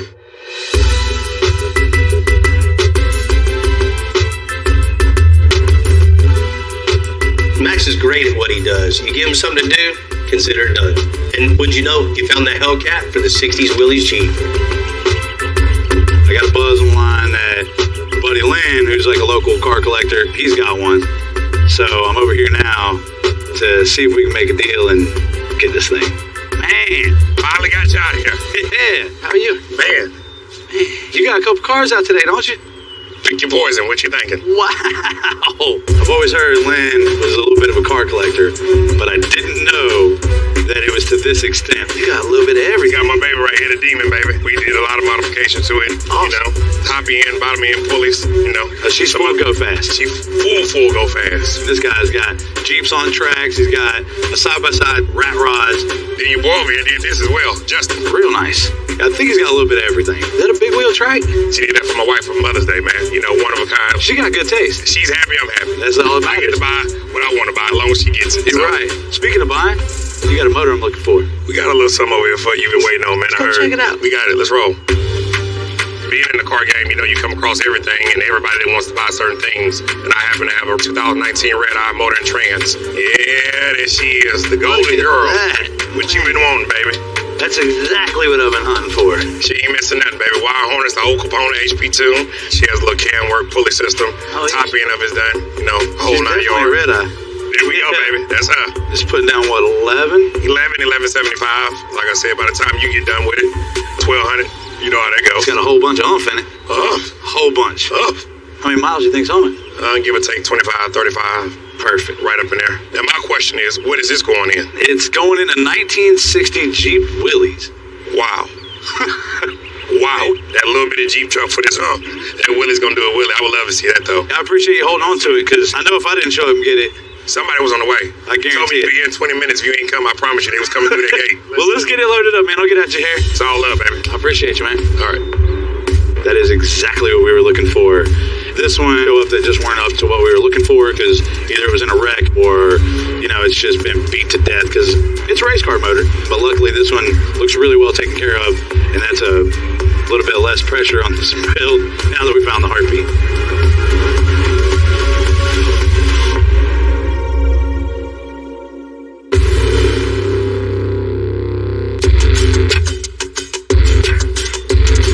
We got one more piece to fill in the 60s Willys.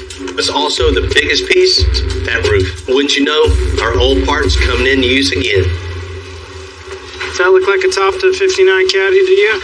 Yeah, it sure does, doesn't it? That's the one Bill said we could use, soft Slim Tug's car. Cool, let's do it.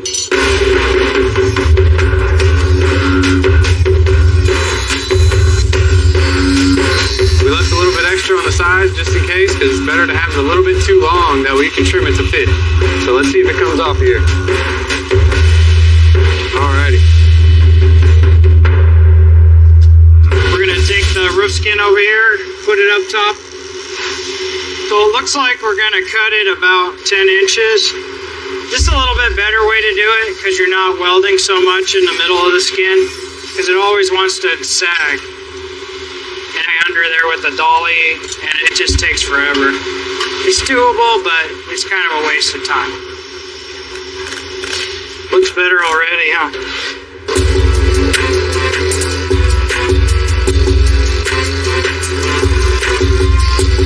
I know this looks crazy and bad right now, but once we get it all cut out and trimmed up, it's gonna look perfect.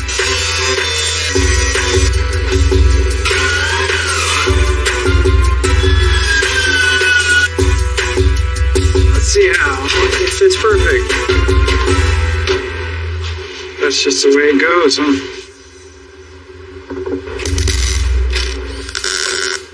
Man, this turned out good. It looks all in proportion. It's lengthened, it's widened. I mean, it's everything they asked me to do. This thing's gonna be really, really cool when it's all finished.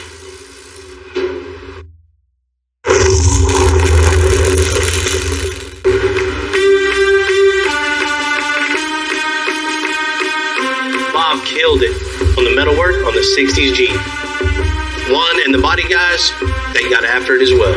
And now the Jeep body looked like it rolled off the Willys assembly line back in 1960. Well done. Man, I love it, man. I love seeing it in this state compared to what it was a couple weeks back. Chopped up in many, many pieces. You guys killed it, man. Seeing the cab in this state just gets everybody excited in the shop and gets those creative juices flowing. So much work has been done to this already. We got many, many, many man hours, but we're just really getting started. Oh yeah. Just getting the front end where it needs to be. That's a whole nother project in itself. We're gonna build the whole frame, build all the suspension, then put the engine, then put the trans, then build the firewall, building the whole handmade bed for it. This is such a daunting project. We got a long way to go, man. Oh yeah. All right, man, it's all yours.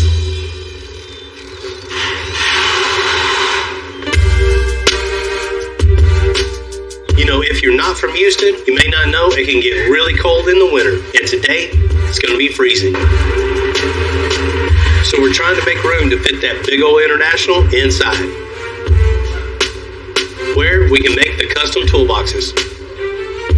You know, the Powline that was on it, it was cool. It's good looking for most wreckers, but in this case, you know, I want something a little more box.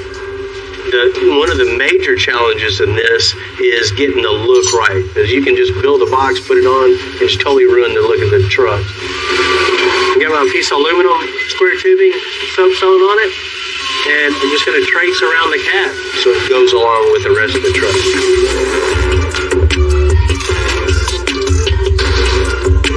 The soapstone lines are good, but a lot of times they're real hard to see once you got a saw right on it. So I'm just gonna lay me down some fine line tape right on the line so you get a better visual of where you're cutting.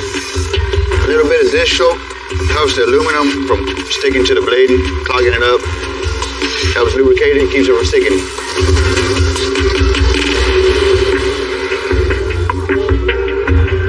Our secret cutting saws. Be available soon on the web store. Now we got the first piece all cut out, and we're gonna get another full sheet and lay it across the back. Now we need the magic stick, and we're gonna do the same thing. We're gonna trace this edge off the cab, but off of this, to get that back piece the same shape as this. The reason for that is the back one's gonna be an angle, so it's not gonna be exactly the same as this. It's gonna be a little taller. You got it so it lines up? I hope so. Good shape though, it fits the cab really good. And we're making some headway right now. We got the back part of the wall in. We're starting to build from the back wall out. So it's a lot easier to do that other than building a box and then putting shelving in. So put the shelves in and then we'll just keep on building from there all the way out. Just doing the quick layout of the door spacing right there. And we're about to cut out the door openings and we want to make that 100% right and true. We get one shot at it unless you want to buy some more metal. 8-inch aluminum isn't very cheap. made me a template with some chipboard of that wraparound that comes from the top down to the side. Majority of our lines are straight, so what I'm gonna do is cut most of it I can with the straight edge, and then all the curves I'll go back with a jigsaw.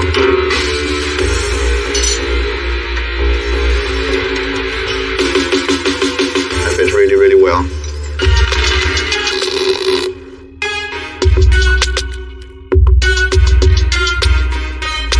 Take this off and I guess put it on the board over there. It's a little heavy. Start building these doors. We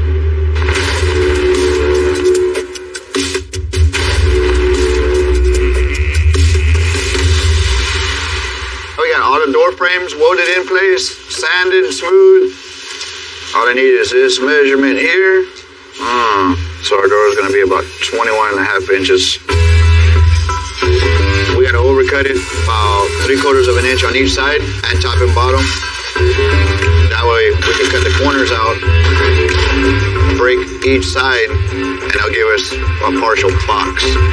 Makes the door stronger, it won't flex as much, and you know it'll tuck inside this frame that we built here.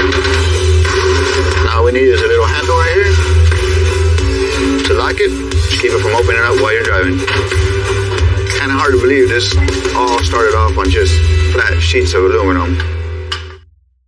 There's an old saying, time to lean, time to clean. I'm never not working. The best way to prove that you're a hard worker to everybody is to pick up a broom and start sweeping when nobody even asked you to. I feel like a lot of cats my age think that they're going to start running a company at the age of 23, which is not always is the case. You know, you have to start somewhere and work your way up. You got to do the grunt work and you got to earn it. It all boils down to work ethic. You know, and you get more opportunity to move up. My love of cars started when I was maybe in middle school. My father had a really nice looking truck that he bought one time, and since that day I've always kind of wanted something custom of my own. It's nice to have something that not everybody else has, but something that at the same time says a little bit of something about you. So I decided to go to a trade school, and that's what really kick-started everything for me. Extensive stood out to me just because of the crazy amount of detail that goes into all these cars. I knew I wanted to be a part of that. I'm learning more and more every day, and that's going to bring me right where I need to be.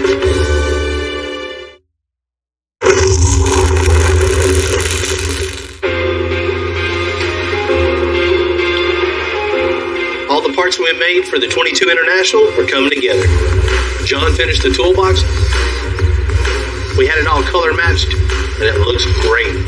And to top it all off, we're adding over 100 LED lights. You know, Bill wanted a ridiculous amount of lights on this truck, and exactly what we're doing. When you think you got enough lights on it, put about 100 more. So this is the most wiring I've ever put in the vehicle. I know we have a couple thousand feet of wire in this thing, and all of those right here.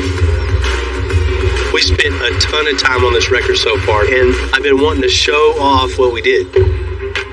First show, I told him, man, I got you. I'll pick up Blue Thunder on our brand new record, and we'll all go together.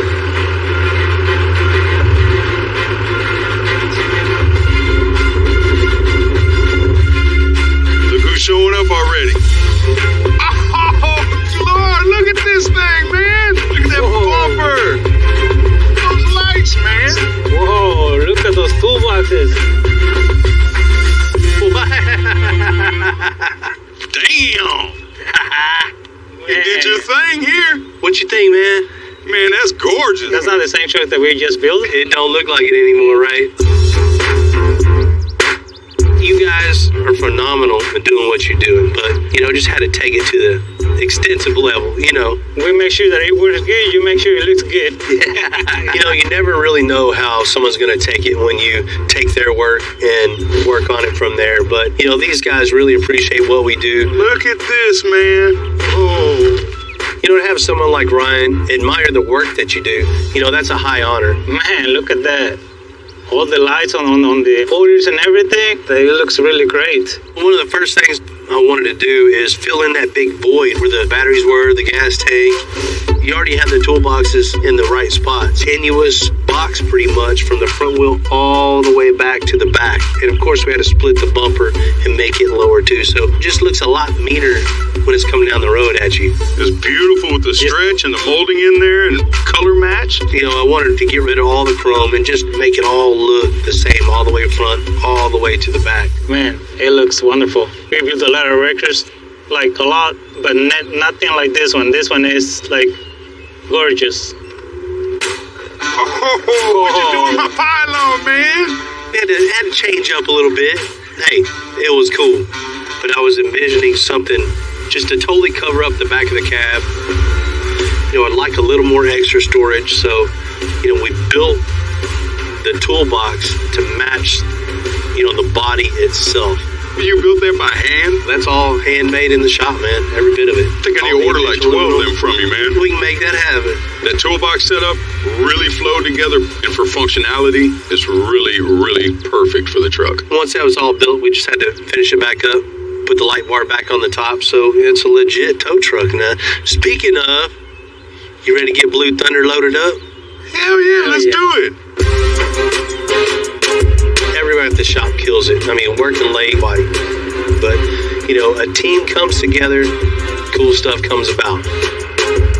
Well, I'm ready to get to a show off the new record, show off Blue Thunder, show the world one, and still be able to haul all his other trucks.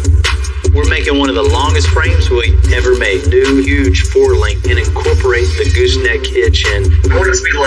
We can top the top of the line. This 57 Chevy Bel Air Pro Mod is pretty rare to see one with a diesel in it. Approximately 3,000 horsepower. It looks like it's been an accident. The hood of that thing, man, is rough. It had an exhaust leak out of the side right here. We were just getting made fun of in the pits. Just needs a little bit of TLC. Oh my gosh, bro! Freaking nice car. I'm Bill Carlton. I built my first truck when I was 16. And ever since, me and my guys have been out here creating with our hands. Building the biggest, lowest, baddest custom trucks and cars in the game. People don't come here for what they need. They come here for what they want. This is Texas Metal. You know, it gets a little intense around the shop, so we've had dogs around. You know, Timmy confiscated Blue, so, you know, I decided to take my daughter, Presley, off to the pound to go get a new shop dog. What's up, man? How you doing? Hey. What you think, Presley? He's good size, huh? Yeah. I think we ought to get him out, check him out. Yeah, me too. He's a little skittish, but yeah, it'd be all right. Yeah, I think he's a good shop dog, but I had my eye on one I want to take home too. You know, we got enough at home right now. I mean, there's always room for one more. It's okay though. I think we found our new shop dog. Yeah. Come on. Butch. Like Cleve or something. No, Butch. Cleve? Butch. Come on.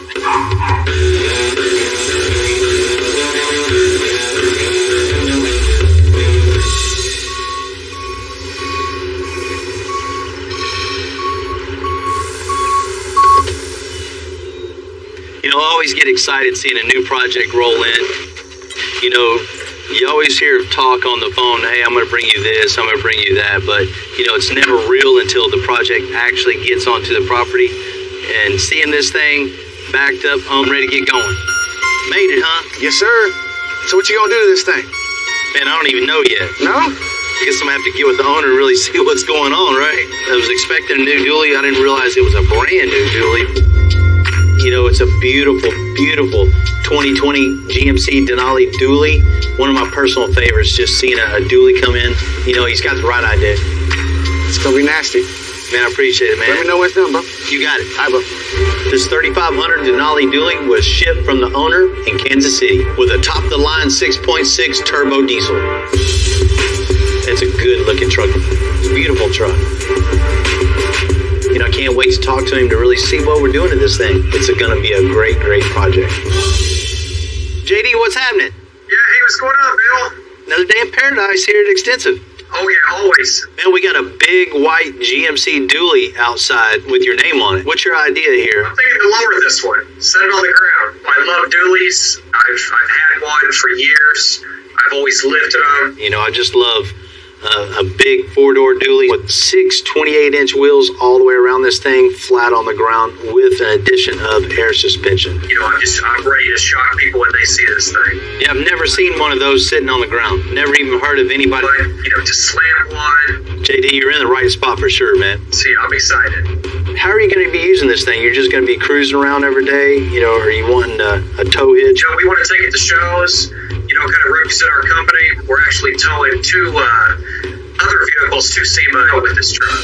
And that's gonna be quite the sight, seeing that thing coming down the road, pulling into Las Vegas. It's definitely gonna be a showstopper. Oh, absolutely, yes. So we need to incorporate a gooseneck hitch in to the framework and the suspension itself at the same time, so you can actually work this thing. Yes. Man, that's gonna be cool. That's gonna be cool. We'll be building new tubular control arms and a new huge 4-link for the back of this thing, and incorporating the gooseneck hitch in so you can tow whatever you want to on the back. Yeah, absolutely. You know, as far as like the exterior of the truck, what are your thoughts on that? You know, I was thinking leave it all white, get rid of all the black trim, the black mirrors, do a color match. That's the way the factory should have made these things. I want it to be loud. Now you're talking. This thing is already top of the line, everything in the interior, but we can definitely top the top of the line. This is going to be a sought after vehicle for people to look at SEMA show.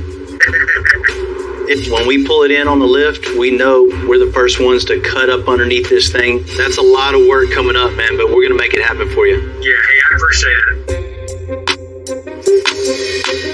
You know, we always like to push the envelope. You know, everybody's waiting to see what the newest project's going to roll out. This is just going to show everybody what the latest and greatest is. We put a lot of dualies on the frame. We put a lot of dualies, you know, close to the ground, but this thing is going to be completely flat body on the ground. You know, just putting a brand new dually on the ground is going to have 1,000 challenges, but I want to create something just, you know, one of one, something just totally unique that nobody's seen before and nobody's going to see again.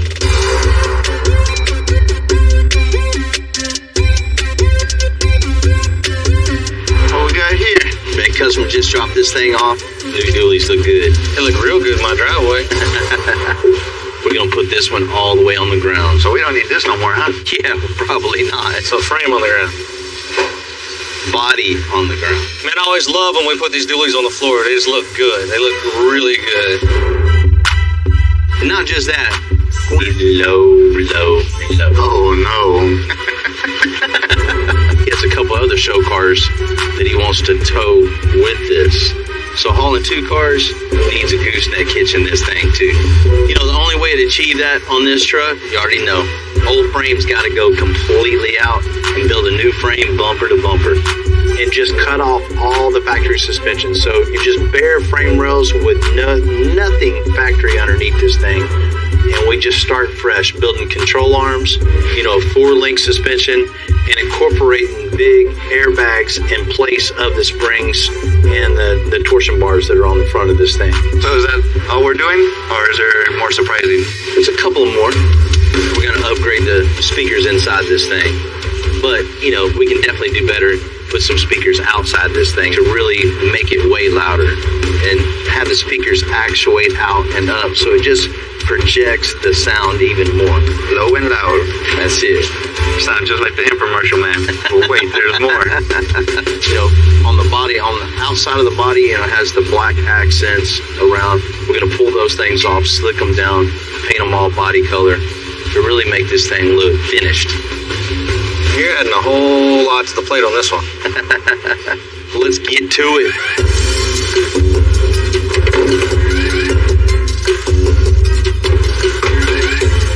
Now these new trucks are packed with electronics. So teardown is a huge job on top of what already is a huge job. You know, it's super, super important for John and Tim to keep track of everything and where it came from. Hey, what did this plug into? That yellow thing on that little cover. Huh? The bender? Did you say a column boot?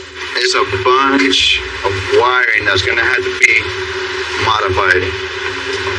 Well, going to take all the wiring harness off the frame and relocate that onto the new chassis. And if one of them don't work, you're going to have problems. You know, taking a car apart, that's the easy part.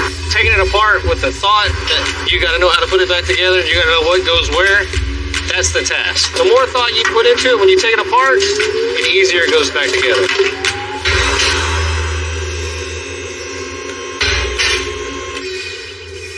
I would much rather work on an older car. You can eliminate that. Oh, I don't need that. I don't need this. New cars, you can't do that. For instance, one time, we were missing one little sensor on the back of a truck to work, such as AC, windows, radio. Everything on here runs something. If you don't make a full circuit of that, half the stuff won't work. You know, taking apart a new car is like taking apart a car and a computer at the same time. These things will almost drive themselves, back themselves up, back a trailer up for you. But all that has to have a bunch of wires going through it to make it work. I would still never trust that though. I'd drive it myself.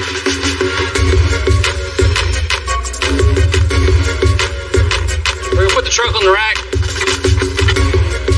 Start disconnecting the rest of the wiring on it. I don't want to disconnect like an airbag and the battery be hooked up and then airbag start going off. We're putting a 28-inch wheel in there and the wheel is gonna come up right to the top of this. Everything that's on top of the fender well here and on top of that side all has to be relocated. Hey Tim, how you want to do these brake lines? Let's just get it out of there first. Man, the old trucks, you had to worry about fuel, spark. That's about it. Where'd this go? Fuse? Box, the battery back. Now, you don't plug this in, it ain't running right. You don't plug something else in, it throws a code, the truck goes in limp mode. We disconnected 857 things. 58. 858 things. We're about to finally lift this thing off the chassis. The motor's like 3 foot tall, 3 foot wide, with miles of just wiring, hoses, electrical, computers. We gotta fit all of that in a shoebox. You got your work cut out for you. We. Tim. There's only an I in Tim.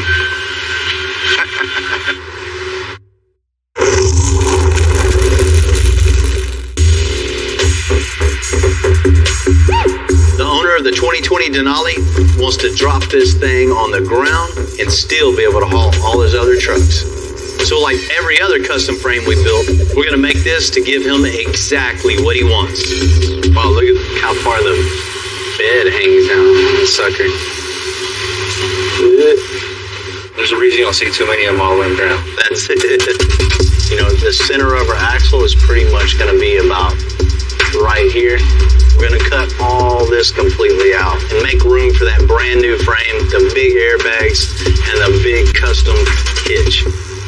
I think we'll probably make this chassis out of 3x5 by quarter rectangle tubing. So this thing is super, super strong. So it can haul the weight he's planning on hauling with this thing. Let's get that measurement, you know, the wheelbase. That is 142 3/4. And then from the wheelbase back to the back of the frame, 40 1/4.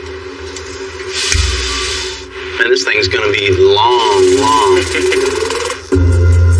Now that we have a sketch, I asked Tim to lay out this super long frame with my template. And then he can cut it out.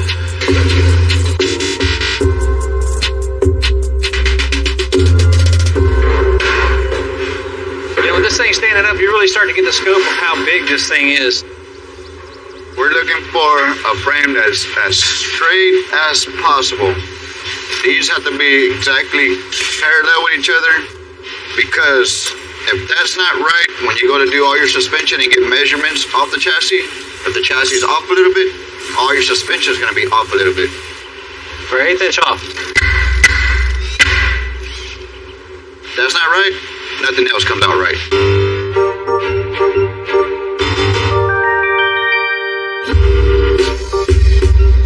You know, I'm all about helping someone, so when the Diesel family asked to borrow the toter, I can't say no. What's up, fellas? What's up, Bill? How you doing, bro? What's happening, man?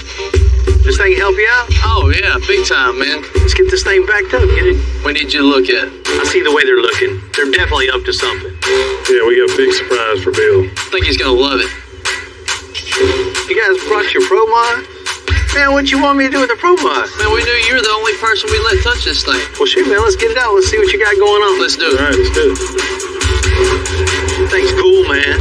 It's a weird sound for a Pro Mod. It's definitely one of a kind, man. Right. This 57 Chevy Bel Air Pro Mod races in one of the fastest classes in drag racing. You know, it's pretty rare to see one running on a diesel engine like this one. Originally, this car was Doug Winters. He raced that car all over the country for years and won many championships with it. Yeah, we had the idea, was like, what would be the coolest thing ever?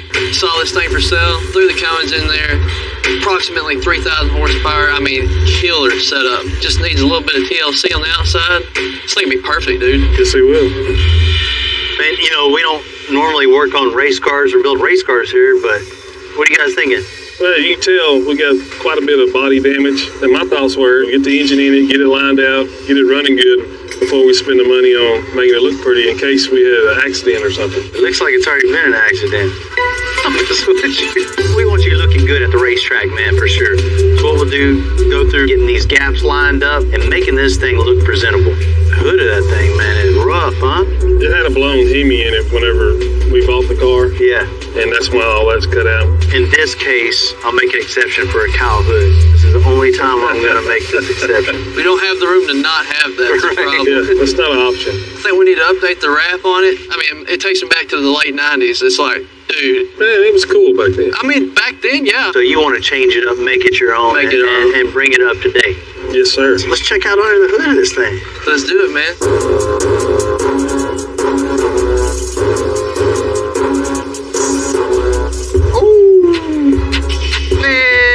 You can't be having that. That's what I wanted to talk to you about, man. Come on, guys. I mean, everybody wants to see what's under the hood of this thing because it's making such a crazy noise, and you definitely don't want them looking at that. I know, man. That's what I was thinking. We redo that exhaust, make it a lot easier for us to get in and out of the trailer. Definitely, we got to get you hooked up with that, man. So, Bill, you think you can handle all this? Man, Tommy, I can definitely do that, but I've always wanted to do a big smoky burnout one of these things. Man, this old diesel will do that? Oh, yeah, but you want to do it right here, right now. Yeah, let's take it out. He's moved out of the way because we know when Bill gets in there, you know, they don't call him Wild Bill for no reason. I mean, this guy just cuts loose and everything. Get it up to 2,000 RPMs and hold it for 8 or 10 seconds. I gotta make sure he doesn't try to cut a donut in this one, because I mean that might get out of hand. This can go straight. Hopefully it does. That's what we want.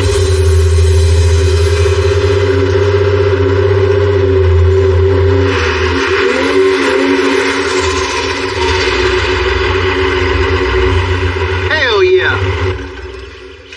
Man, that thing's got some power, man. I know, man. Right at 3,000 horsepower. That's crazy, man. That diesel runs good. Did it get it? When we're all done with this thing, I get to drive it down the track now, right?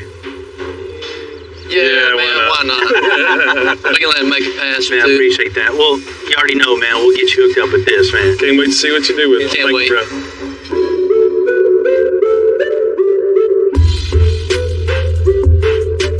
Looking closer at this car, man, it's hurt. It definitely needs some help. I can see why it's here, and we're going to help them. You know, the one-way diesel guys, the whole family, I love them. They're down for whatever I need help with. They're 100% down. And, of course, if they need some help with something, I'm 100% down. You know, I'm of expertise, but as metal work, welding, design work, that definitely is in our expertise. Now, what is this thing doing here? You don't see a Pro Mod too often in the shop, right? Not all I've ever. You definitely don't see one with the diesel in it. Yeah, I noticed down the side this thing's got black soot all the way down the side. Right. And it's just old and tired, and it needs our help. So I wanted it to look as good as it runs. Absolutely, man. As soon as you run this thing down the track, they come back to the pits, pull the front end off. People are going to want to know, hey, what's making all that black smoke? Let's see, man, this thing runs good. Sounds crazy. That's what they see first? They can't have that. We'll have Justin build a new exhaust system, something, you know, they can be proud of. Yeah, you see Pro Mods all day long. You see the one at the track that's a diesel, they're going to want to come see what was in it. Exactly. They can definitely be proud when they're in the pits with the front end off now instead of trying to stand in front of it and block it. You know, after we get the body all straight and smooth, we got to design something that's really, really unique, eye-catching, and it promotes our business. So what I want to do is peel off all the wrap and touch up all the bodywork, make this thing look really, really good, you know, nice and straight. And there's body pieces missing that we have to fabricate. I mean, you see the hood.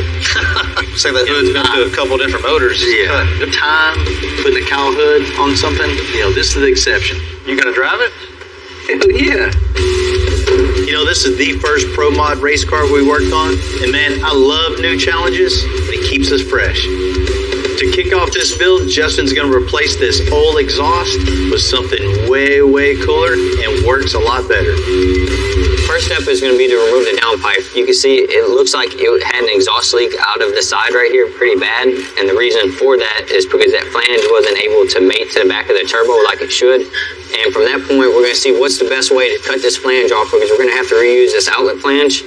And then from there, we're going to take our new pipe cuts that we have and basically build a 90-degree bend out of that. So with us adding the flex joints in there, it's going to allow this to pull flat against the back of the turbo and get a good seal.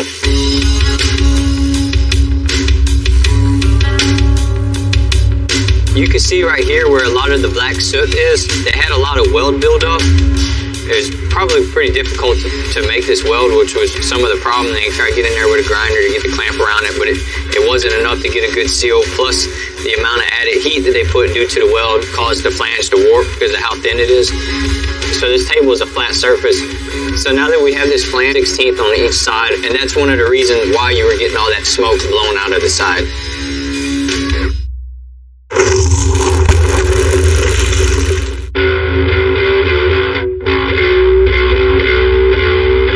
It's no secret, I think some of the old ways are the best ways. You know, I just bought this big old lathe that's probably about 100 years old, and it's just in time.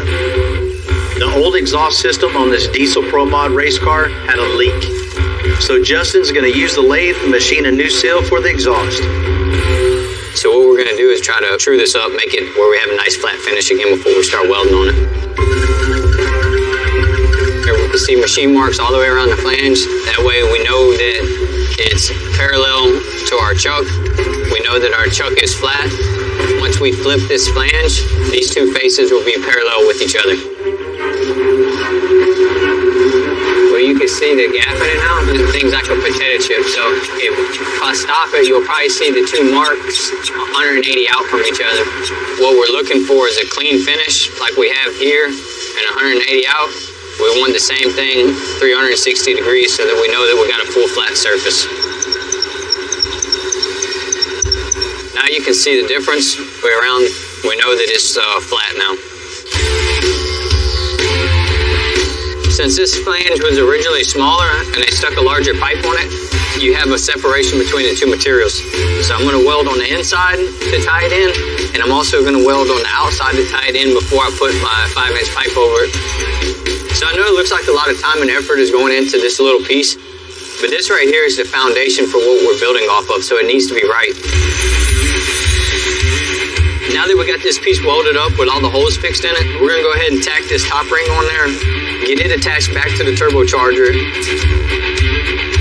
So we're going to need 10 of these put together to get our 90-degree bend. But we need to get it to clear this tire. So what I'm going to do is I'm going to tack another 5 pieces together. That'll put us at a 45-degree pitch to get it to come out this way. We'll do a straight run of pipe and then another 45 to get it straight at the bottom, and then from there we'll come out of our fender. When you're making pipes like this, it's a lot of figuring out. You kind of just start putting pieces together and kind of see how it works and then go from there. Right now I'm liking how it looks.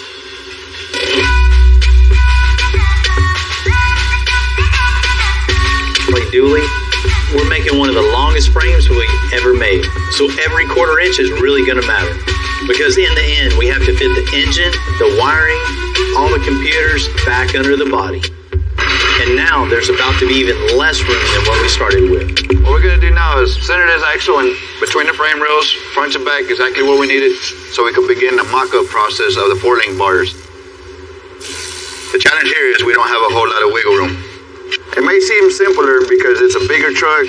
You think you'd have more room, But you got to remember, it's a dually. Our outside of the fenders of the bed had to be narrowed, I think it was 7 inches. So that brings the frame in a lot more. So we're very limited on space we could work with to build our heavy-duty four-link for this big truck. Hoo-yah! I'm bending the DOM to make a cross member that'll clear the extra large drive shaft. And that's what's going to hold the front of the four-link bars. The truck's so long and it's going to carry so much weight, we wanted to make something kick back just to give it a little bit extra support and extra strength. So all that tube work is not only going to look good, but it's also going to function. Then we want to make sure nothing moves at all. It is a one, pulling a spaceship, pulling a battleship, pulling whatever else. So I want to be able to tow the most they can tow. For this guy to be able to put a gooseneck trailer on it, go wherever he wants, whenever he wants, and tow all 3 cars.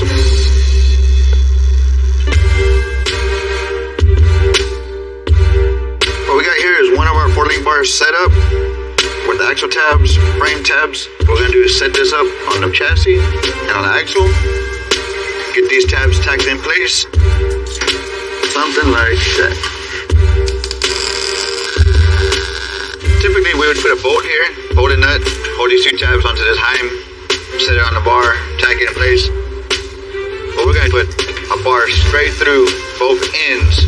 That way we know these tabs will set perfectly in sync with each other. John just wanted to say in sync.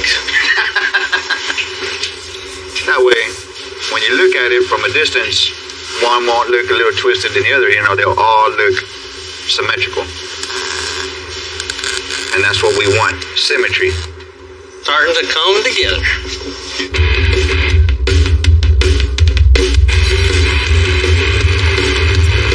Now the rear end fastened to the frame with the 4 links. This is the bottom mount.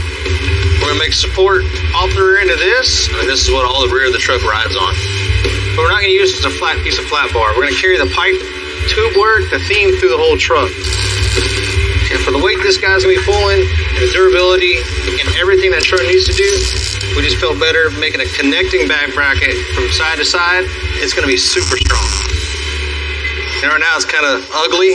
When it all gets welded together, it's going to look.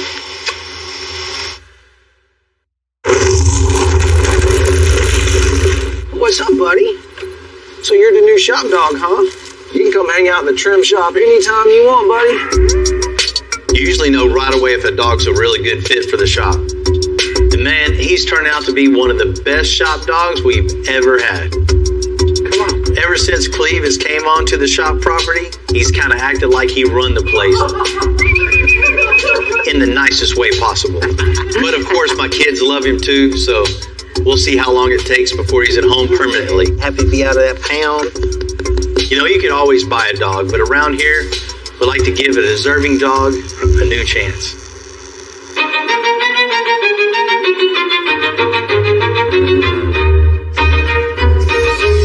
To be a show and go truck. Not only he wants to win trophies, but he wants it to tow his other vehicles. So we're going to build an extra strong gooseneck hitch. This is going to be a support that's holding the whole trailer up. You know, we want to do something too to continue the pipe work through here. So we're going to have a gooseneck ball, and then I'll start building the supports that go out to it. You know, even though we're making a show truck out of this truck, it's still going to be a working truck. So everything we build here has to be stronger than from the factory. That looks really good like this as is, but since we're going to put a lot of weight on this part, which is going to be the gooseneck hitch, I need a little bit more support just to be safe. When this gets welded, they get welded all around, almost make like a second gusset. You're for sure not going to be able to bend this thing with tongue weight because everything faces down. You have to collapse it all down at one time. Well, I reckon them some pretty nice looking welds. Man, we're finally at the stage where this massive chassis can go back underneath that dually.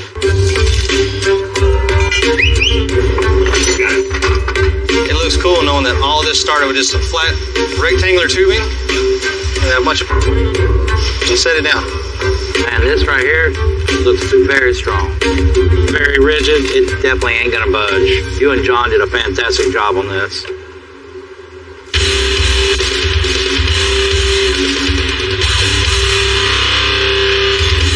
Justin's almost done with the custom exhaust for the Diesel Pro Mod. Now he's just tying everything together. We're going to go ahead and build the detachable piece that comes out the fender. The purpose of this V-band assembly that we're going to run is while they're trying to load them up in the trailer, you got this big pipe sticking far out and it doesn't allow enough clearance. So with the V-band, it'll allow him to remove the exhaust off the side of the car before he loads it up so it's not sticking out the side. So instead of leaving this pipe hole where it's going to throw all the exhaust gases out on the side of the car and get all the black soot on it, what we're going to do is we're going to cut it up in here. And it's almost going to be like a teardrop shape by the time we get it finished cut. Then we'll go ahead and clean this up with a grinder for a little bit before I put it on the car.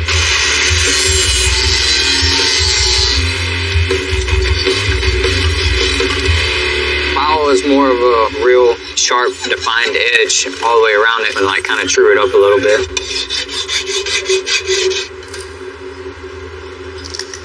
Now, not only does it look better, it'll perform the weight of the car on. It's going to come to about right here. They'll be able to reach into the fender, take this clamp loose, and remove this tip off before they load it in the trailer to make it easier for transport. Before we can start on the bodywork on the Diesel Pro Mod, the old wrap has to go. So we got to come in here, we got to heat it up nice and evenly. Can't heat it up too much, it'll mess up the fiberglass, it'll warp it. As you heat it and you pull it, it'll start stretching. If you don't take your time, you can peel that fiberglass and it just creates a lot of body work for the guy. I never know what you're going to find when you start pulling off some old wraps from the 80s, 90s. People did things a little different back then. Such as right here, there's a big massive hole no one would ever even know about.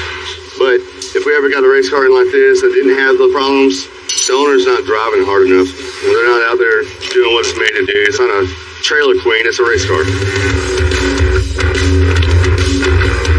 Honestly, I just really take my time and make sure every little nook and cranny and crease has been peeled away and cleaned. I put up with those two all day, every day, so I definitely have to have patience.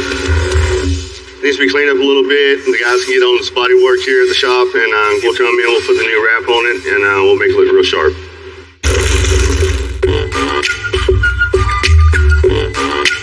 Justin's almost done with the custom exhaust on the Diesel Pro Mod. He's replacing the old steel pipe with a lighter, way cooler stainless pipe, all tigged up.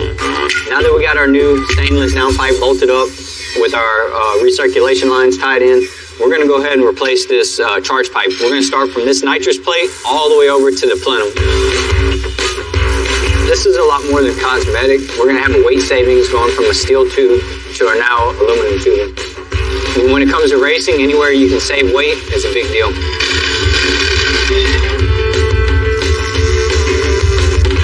So one of the key things with having a good weld is being comfortable while you're welding. That's why we come to the table. We're going to get a fresh pair of gloves, we're going to clean our wire, and then we're going to come back and drop some dimes. We're going to run the machine around 90 amps. One of the things with aluminum is that it's real thin and it absorbs the heat real fast. What we want to do is we're going to pulse with our foot pedal. So we're going to add some heat and back off some heat so that it has a cooling cycle in between so that we can add our wire, and that's how you get that dime effect versus a flat weld.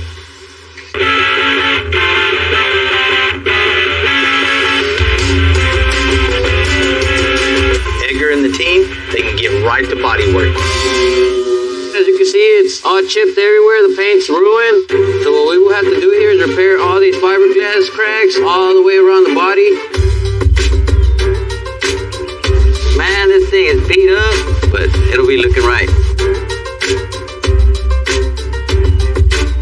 After we screw our cowl to our hood, we fiberglass it to make it all one piece. So now I'm gonna spray some black on it on the inside to make it all nice and clean. The way when they take it off, it looks really nice. Alright, that's ready to be wrapped. I got my guys finishing up the wrap. And adding new tinted window glass. Well, I'm looking pretty and going fast. And this Pro Mod will finally look as good as it runs.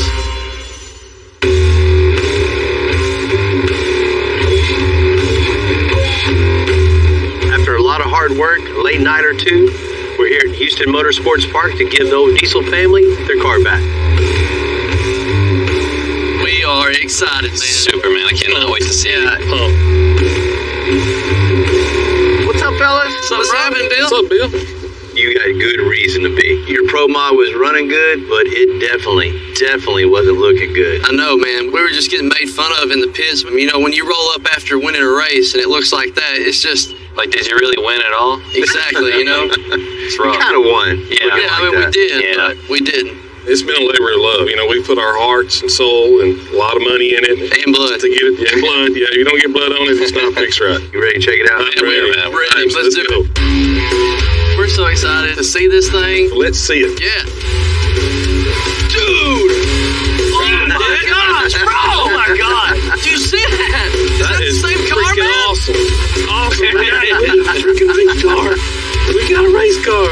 Man, I love it, man. Oh my god, dude. That thing is perfect. That's beautiful, man. It looks like a brand new car, huh? This is what I envisioned. When we got this car, I told them, I want charcoal gray, black chrome. It's very intimidating now. That's what we needed. We needed to make a statement. You got the Bel Air theme in there? Yeah. The color scheme's perfect. Oh, I know. Exactly what we wanted. Freaking beautiful. Right. You know, the old Rapid was definitely coming off anyway. I guess you guys were fast on the track because half of it was peeling off before we even got it. The guys behind us didn't care for that too much. No. Spider Wraps guys came over and peeled off his gouges, parts missing.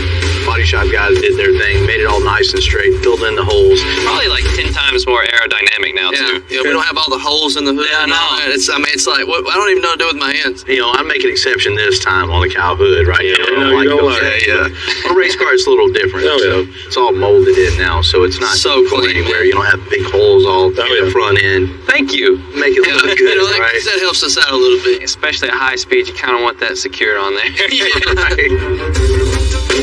When we got it up in the air, we pulled the wheels off, powder coated them, tied everything together. New glass in it, all tinted glass, so it just looks mean. Those extra touches just take this car to the next level, Bill. Yeah, and we love that. And this has always been my dream, to put a Cummins in a 57 Chevrolet. To have that iconic car with a diesel in it that we can incorporate, our business, have fun with, and stay classy. I mean, it does have an attitude to it. It got a lot of attitude. If people look at this car, they'll know it's a 57 Chevrolet. When you pull up to the starting line, people are just going to already be nervous just by looking at this thing. And they're going to know immediately that they're going to get second place that day. This family's been working their butts off for quite some time, and I'm proud to say they have the full package now. Oh my gosh, check it out, man. It's perfect. Awesome. And the aluminum's a lot lighter, so any way we can save, it's perfect. Justin is the man when it comes to something like this, and he got down on it. Those pie cuts and those welds are just beautiful. All stainless, 5-inch pipe. That's 15 inches of weld all the way around this, every pie cut. So there's 29 feet of weld. That's crazy, man. That's some time. Yeah. That's a ton of work, but you see the results. It's worth for sure. Definitely. For sure. And he's got, a lot cleaner bends and radius, so the CFM from the turbo is going to flow way better. It's going to help us keep it nice and sealed and not have any boost leaks either. Yeah. While Justin was building everything, he put a V-clamp right at the end so you can take that rod off. It's brilliant. Definitely make life Smart tripping over it. Beautiful. That's definitely it's an art piece. It is. Yeah, it is. We can't thank you enough. You and the guys knocked this out of the park. Well, actually, you can thank me.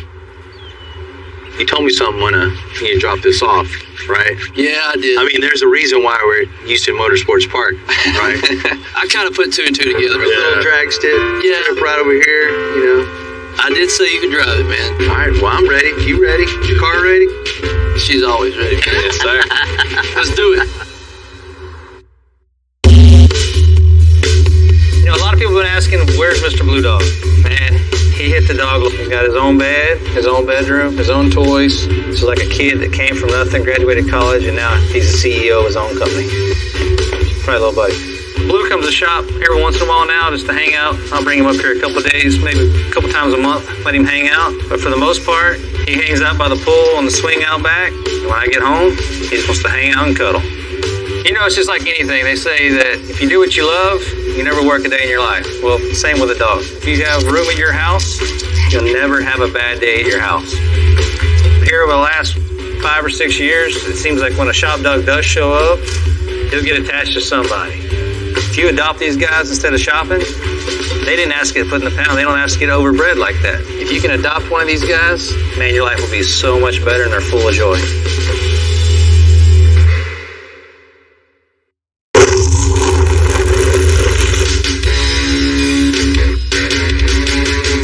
As good as a Diesel Pro Mod looks, you know, a performance vehicle like this is measured in speed. And the Wells family is nice enough to let me make a run down the track with it. Man, are you ready for this? I'm born ready. And I know you can drive. I'm just saying. I mean, this. We're about to see, huh? That's what I'm worried about. I was actually expecting it to be really kind of scary. Did everybody explain to him this car goes straight? He's not supposed to do donuts, right? Don't be all mad when time's quicker than yours. Oh, okay. All right. Let's check this thing out. You know, getting behind the wheel of a Pro Mod isn't just turning the key and hitting the gas. I mean, there's a lot of things that go in with that. We're going to put it in first gear. You want to see about 900 degrees before you floor it. Then we're going to start creeping up in the throttle. And once I see about 10, you can mat it. Boom! And then once we see the trees start dropping, as the last light comes on, go ahead and let off the brake. Typically, you're perfect. Know when you're ready.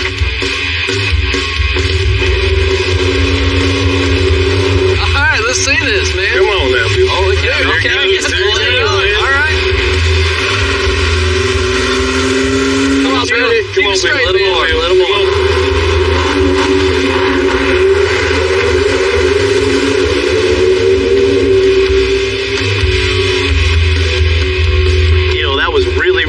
I can definitely see the addiction in this. Already want to go again. Oh, yeah! Good job, That was bro. awesome, man. What a pass. Good job, man. Good job. That was awesome. One way How about that? We'll talk about it. We'll talk about it. How'd it feel, bro? Man, that was cool. I'm really, really impressed with the diesel engine doing what it did, man, for sure. They're pretty fun, huh? Definitely adrenaline rush, man, for sure. Absolutely, man. We really appreciate everything you did for us on this car. It looks absolutely killer. It's insane. I mean, it's perfect. It really is. So we can't thank the guys at Extensive enough for this. And it's literally a dream come true. It is. It is a dream for us, man. You know, that's what it's all about for sure, right? That's right, man. Family and going fast. And looking good. And looking good, man. Thanks to you. I appreciate it, bro. Man, appreciate you guys. All right.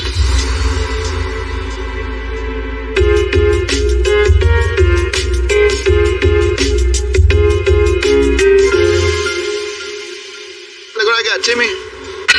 Tim and John are almost done with the rear suspension on the 2020 Denali Dually. So what we have now is the front crossmember for this dually chassis. This is where the motor's going to sit. If we can connect the chassis to this front crossmember and connect the crossmember to the front core support, finally, this frame will be complete, and then we can move on. Now that we got the strong foundation, we can drop in that big old Duramax diesel. We've been at this thing for a couple of months already, and we still have to make room for the big old notch and those big old wheels. Finish the front suspension. You know, on an older truck, making a frame this big would be the hardest part. But on a new truck like this, we're really just getting started. This is going to be a real tight fit. Fit in a watermelon and an egg carton. Everything. Free reign to do extensive chassis, big wheels, big brakes, big motor, full interior. Do it all. Now we have room for activity. 1923 Sea Bucket. See the movement there. Freeze out cruising, turns a corner, and the rear end breaks loose. You're lucky to be here. Oh, this is beautiful, man. I'm Bill Carlton. I built my first truck when I was 16. And ever since, me and my guys have been out here creating with our hands. Building the biggest, lowest, baddest custom trucks and cars in the game. People don't come here for what they need. They come here for what they want. This is Texas Metal.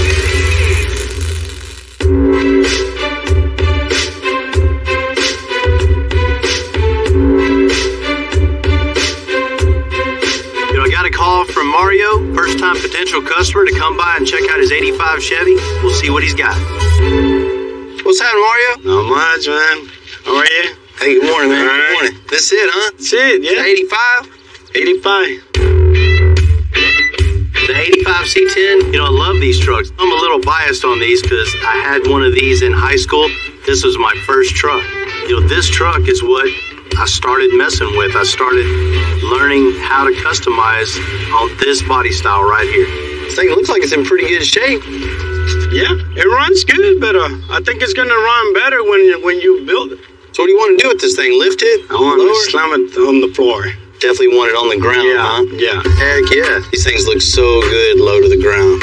As far as new engine, interior, like new everything. Frame, paint, engine. You just want something custom. Yes, sir.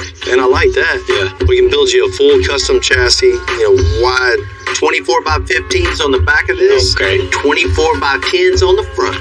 Lower this thing really low on a nice new custom frame. Okay. Just a total showstopper. Okay. Do you have any color preference in mind? I see you have the orange trucks. Yeah, my orange trucks, that's what I want. I see. You want this thing orange, so when you pull up at the job site, everybody knows El Jefe's here in the orange truck. Yes, sir. Yeah. Heck yeah, this thing looked 350. Man, Mario, so just chunk this. Just start with a brand new and something with a whole lot of power. We'll shave the firewall, come up with some nice, cool custom panels in this thing. Okay. Really, when you pop the hood, you just get that wow factor. That's what I want. Let's check out the interior of this thing. The interior is nice. Definitely can't have an orange truck with blue interior, so this has got to go. Yeah, it's got to go. New headliner, new carpet, new door panels. We'll make this thing look good. In the bed of this thing, you're not going to be hauling anything to the job site. No, sir. Nothing like that. We'll build sheet metal panels all the way around this thing, smooth out the bed floor, and just bring the body color all inside thing to really make the inside of this bed look just as special as the outside and interior and the engine compartment. Long gone were the days just spraying a bed liner or just painting what's there. You got to come with it now. You got to create something totally unique and custom. And what do you think about my logo, a diamond? You got to have your diamonds. Should we put a real one or just put like a paint one? Man, that's up to you. You bring us a big diamond, we'll mount it in there. Okay. This truck brings me way back. I mean, when I was 16, my dad got me. This body style itself takes me back to driving around, listening to music real loud, and just starting to get the feel for customization. Thinking back in auto mechanics class, heating the coil springs, taking out leaf springs in the back, and just riding home with my truck super low to the ground. You know, my dad was really angry with me. It's amazing to even think about. And I can't wait to get into this thing, get it tore apart, and really get the creative juices flowing again and create something really cool and unique for the square body world. Every part of this truck is going to be custom, and it's going to be just like nothing you've ever seen before. Come on, Timmy. Trip down memory lane or what? Right. This gotta remind you of getting in trouble a little bit when you were younger, huh? A lot of it. There's a lot of C10s out there, a lot of the square bodies. You know, seems like everybody has one in the garage, so it's going to take a lot to really stand out. He just wants us to go big on this thing. You know, the first thing we need to do is tear this thing apart and just start from scratch. Full chassis? Full chassis, really low to the ground. What's that turn them big old tires? Mario wants a Corvette engine, so I'm thinking probably an LS 7.0, you know, LS7, something like that. Oh, wow. Man, with that much power, you're just going to see a streak going down the road. Yeah, an orange streak. His company colors are all orange, so we're going to paint this orange also. And we're going to incorporate, you know, his company logo somewhere. As far as the interior, just gut everything in here. I mean, I love these trucks, but this is one of the ugliest interiors you can get. There's no creature comfort in there at all. These square bodies just have no style. We'll just take the cab and front end off this thing and roll the rest out. We don't need it. So basically, it's giving us a free rein to do everything. Extensive chassis, big wheels, big brakes, big motor, full interior. Do it all. Well, let's get started. This is going to be cool. Let me check the front. Back when I cut customized my square body 30 plus years ago, I wasn't at the level of making handcrafted chassis yet. But now, we are. And Tim and Jamie are tearing everything out, including the factory chassis, so we can get a fresh start.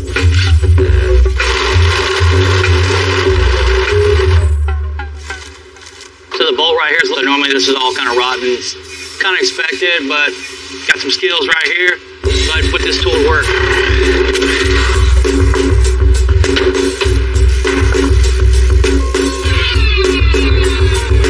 And now we got it down, all the bottom's loose. Disconnect these two mounts, roll that over. And we'll start wrapping everything on top of the motor. All right, let's lift it up.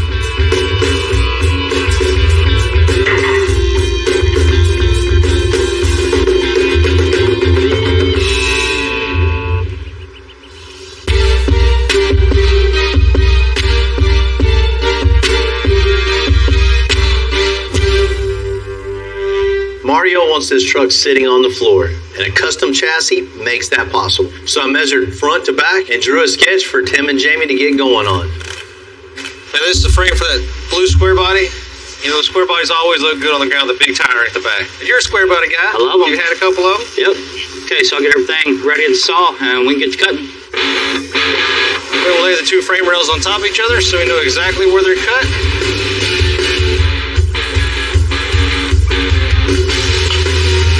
Now we got the pieces cut, they're beveled, ready to go together. The drawing on the table, we can line this up.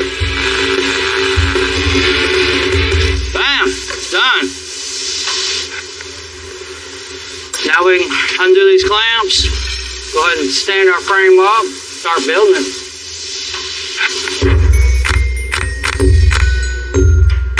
Now that the frame rails are built, we're going to get the right spacing. You know, the next step is just making everything lined up nice and parallel. You got 131 and 9/16. Nice and level. Gotta get my table level. We use this piece of 3-inch tubing to simulate the rear end itself, just so we're not manhandling the big rear end up here. Clamp it up here, get everything nice and square, and we'll just build the suspension right off of this. You know, the square body Chevy is the perfect candidate for a 2-link rear suspension. It's about 80% better than the factory leaf springs as far as body roll. You know, less moving parts, less problems you have way down the line. Man, John brought some tamales to work today. Tamales are a little cold, so I'm gonna throw this string over the heater duct. Keep the tamales up about 15 minutes, we ought to be good. Cool. Man, by the time we get done with this suspension, we're gonna have some hot tamales. Yeah.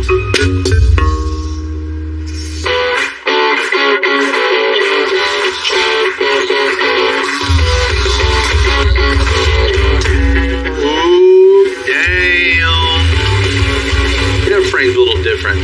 You know, we're at the very beginning stages of, you know, a full custom build, and the frame is one of the first things. This kind of kicks off the whole custom creative part of the process. A part of the creative process is making all the little bracketry, creating something cool and custom for each individual frame. So this one's going to be different from the one before. The next one we build, it's going to be a little bit different also. You know, everything's mocked up in place. We got our 2 links, we got our back mounts, we got our shock mounts, got our diagonal link. That's every component to the rear suspension. Time to get my tamales. Ooh, a little warm. Yeah, hot. You know, it's not only a bath table, it's a dinner table too, right? I've had a few dinners right here. Yeah. Hey, these tamales clean your hands too. What good stuff. Man, the old frame looks good. Man, that was good thinking on the tamales too.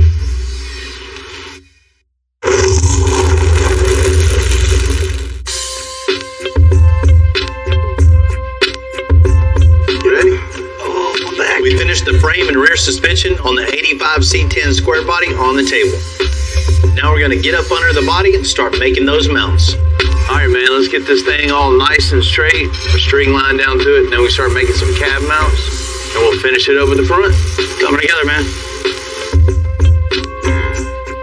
Once we got it level, and we knew the foundation's 100% true, John's gonna connect the frame to the front cross member.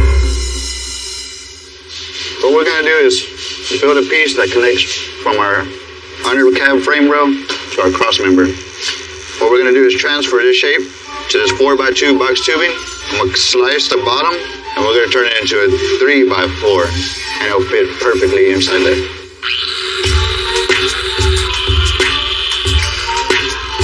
This piece I just cut out, you can see how it's wider on this end than it is over here. So once I cut the other side the exact same way, we're gonna get this edge. Now we should be right. Oh, look at that, look at that. This 85 C10 just brings me back. Now on with the grind, cuz. I mean, no way we were at the level then as the level we are now, but with every craft, there's progression. And mine's been years and years in the making. And with all that experience, that means we can do it faster and better. Man, that looks pretty good. Now we can continue off the front of the cross member to the front core support.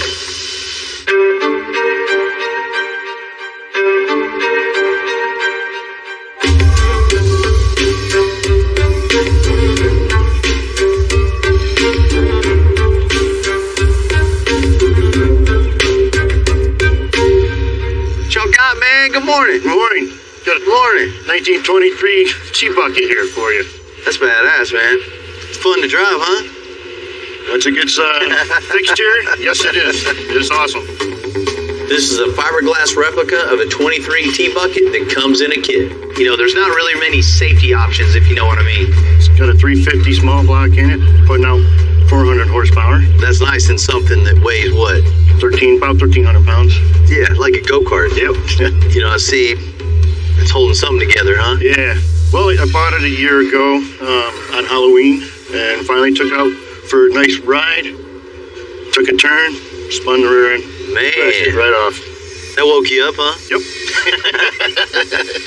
Let's see what you broke here. Let's take a look at it. As you can see, the bungee cord here, holding up the suspension. Oh, man. And so, yeah, you can see the quite the movement there. Yeah. Man, that is definitely not cool. Looking underneath this car, seeing what I'm seeing is unbelievable. He's lucky to be here with us today. Any kind of bracketry on suspension breaking like that, that's bad news. And if one breaks, there's no telling what else is going on underneath there. So what we'll need to do is get it on the lift and really inspect it, go through it, and make sure it's 100% safe for you so you don't have any more issues like this. This car is here for a specific repair, but you know, it just isn't going to be right just to fix it and put it out the door. We're going to go through it, make sure everything is 100% safe, and he's good to go on the road.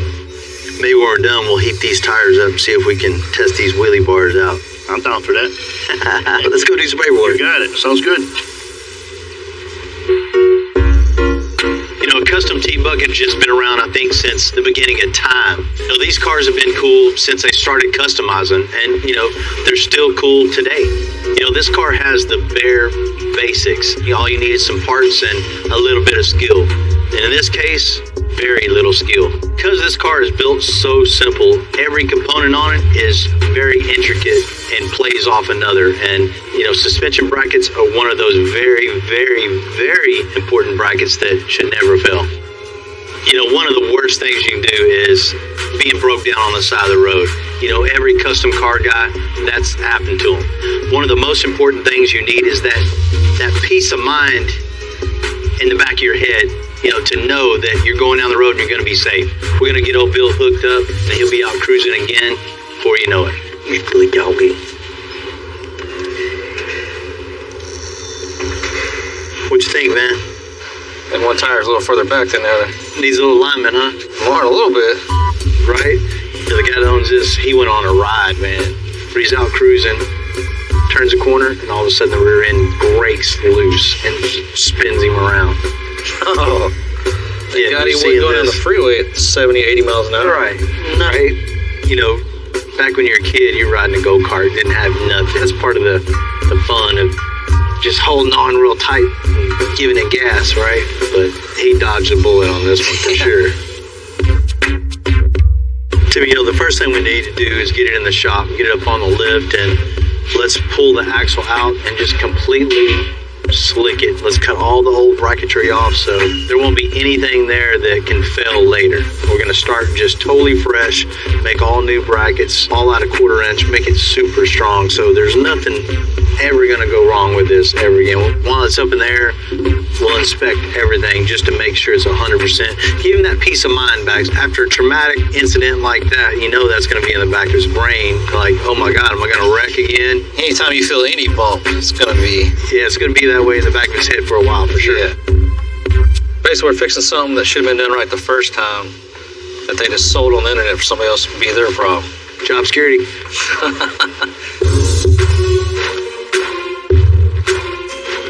The only way to see how broken the bracketry is to take apart the rear suspension. So I asked David to do just that. First piece off, 300 more. You can see how, look, I'm driving down the road like that. Nice and neat. Yeah, I don't even have to do anything. This wasn't tight at all. More and more I'm under here, the more and more you see stuff that ain't right. Look at this. This is not even, the weld is just breaking and cracking right here. It's horrible. If it wasn't just one bracket, it was going to be another one later. This is terrible. I've seen high school shop classes better than this. So what I want you to do, let's keep the caliper brackets. Okay. Let's keep the coilover brackets, and let's cut off the wheelie bar mounts. Just clean it all off. All right. Just cut right above the weld. I got you. That way we're not gouging down in it. Just cut the bracket totally off, and then you can come back and just wash the weld off. And a lot of people try to get side to side and do that, but you're gonna blow chunks out of the housing itself. So cool. Let's get this thing out and get to cutting. And that just goes to show you, when you buy a car online, don't just get in it and punch it, hold it to the floor, and just hope for the best. I mean, you really need somebody to look at it, inspect it, and make sure it's safe before you ride.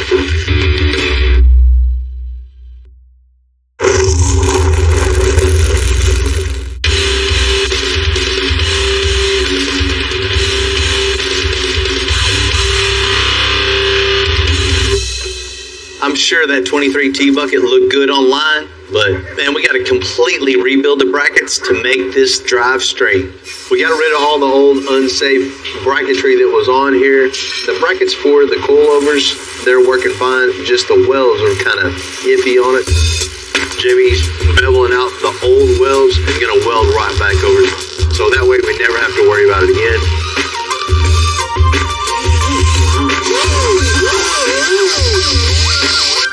Then we can get into the car, start building fresh. All the way in right there.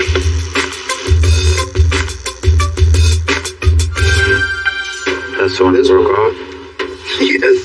Bushings are just totally shot. You see the hole through there? And that might have led to the shift and the jarring of it, making it snap. To try to source that correct bushing, it's just going to take way more time than this is worth. So I think what we'll do is just make a whole new 4-link, so there's no rubber bushings in it. It's all, solid swivel mount, so won't be any more play stopping and starting. Anytime we do multiples of anything like this, we always try to set up a jig so there's no mismeasuring, there's no mistakes.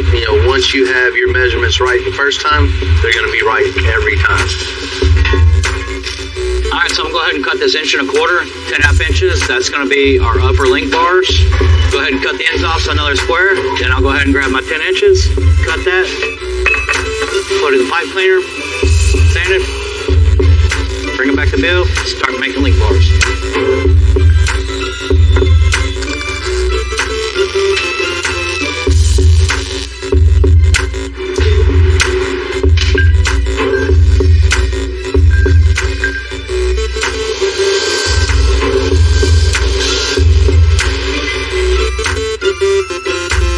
Alright, so you can see I got my bungs welded in, got my heims in. Now we got 2 identical link bars. Well, these are not going to wear out like the rubber bushings are. It's got a lot more pivot to it. Just all out better bushing.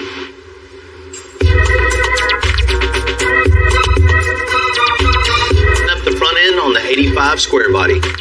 Next step is putting the motor in. We'll put the motor in. We got to have enough clearance for the transmission right at the cab. You don't want to pull the doors off, the front end off. Go this way. It just gives me a lot of extra space and a lot of room to work. It's going to make everything go a whole lot faster and not having to climb in and be crinkled up.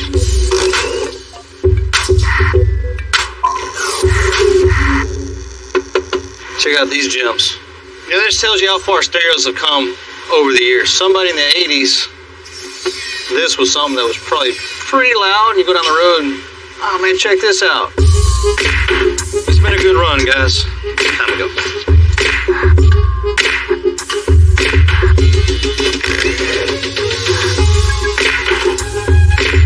And now we have everything stripped down. Gives us plenty of room to get in here. We're gonna need to cut this out because the new transmission running. We're probably gonna need about 6 or 8 inches in here to clearance it and put the body all the way on the ground.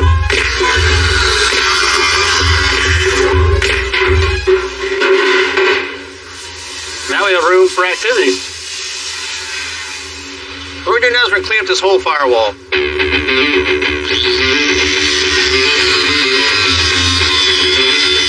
going to get rid of all pocket. This pocket's to make the water drain off from the windshield.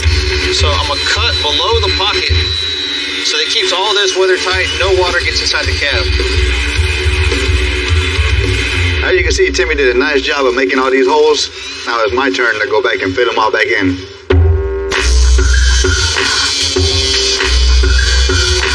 I need a panel on there so I can place the bulkhead fittings that go from outside the cab AC to inside the cab AC. Seems legit. Now we got this panel stuck in place, we can lay out a design of what we're going to bead roll on this panel. We got all the major components laid out. The brake booster, steering column, bulkhead fittings for the AC. Now that that's all in place, we can get into the artistic point of it and drawing out everywhere we want to bead roll these panels. First thing is to kind of lay out a border on the perimeter around the whole edge. That way we don't go beyond that. Now we could draw something in between it and connect it.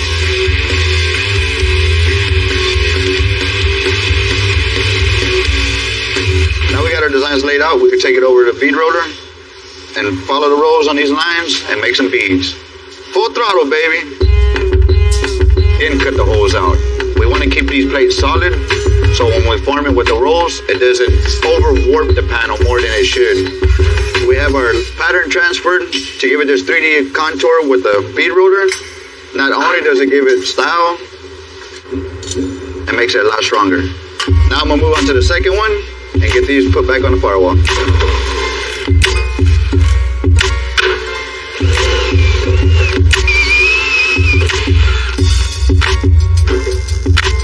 Now we got them done, clamp back in, looks symmetrical, that's what we want. Now they can get welded in.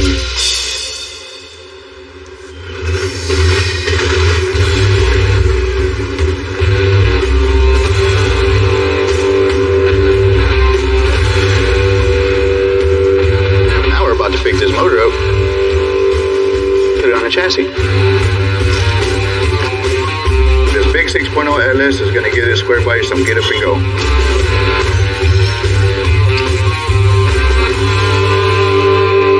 We got a heart in place.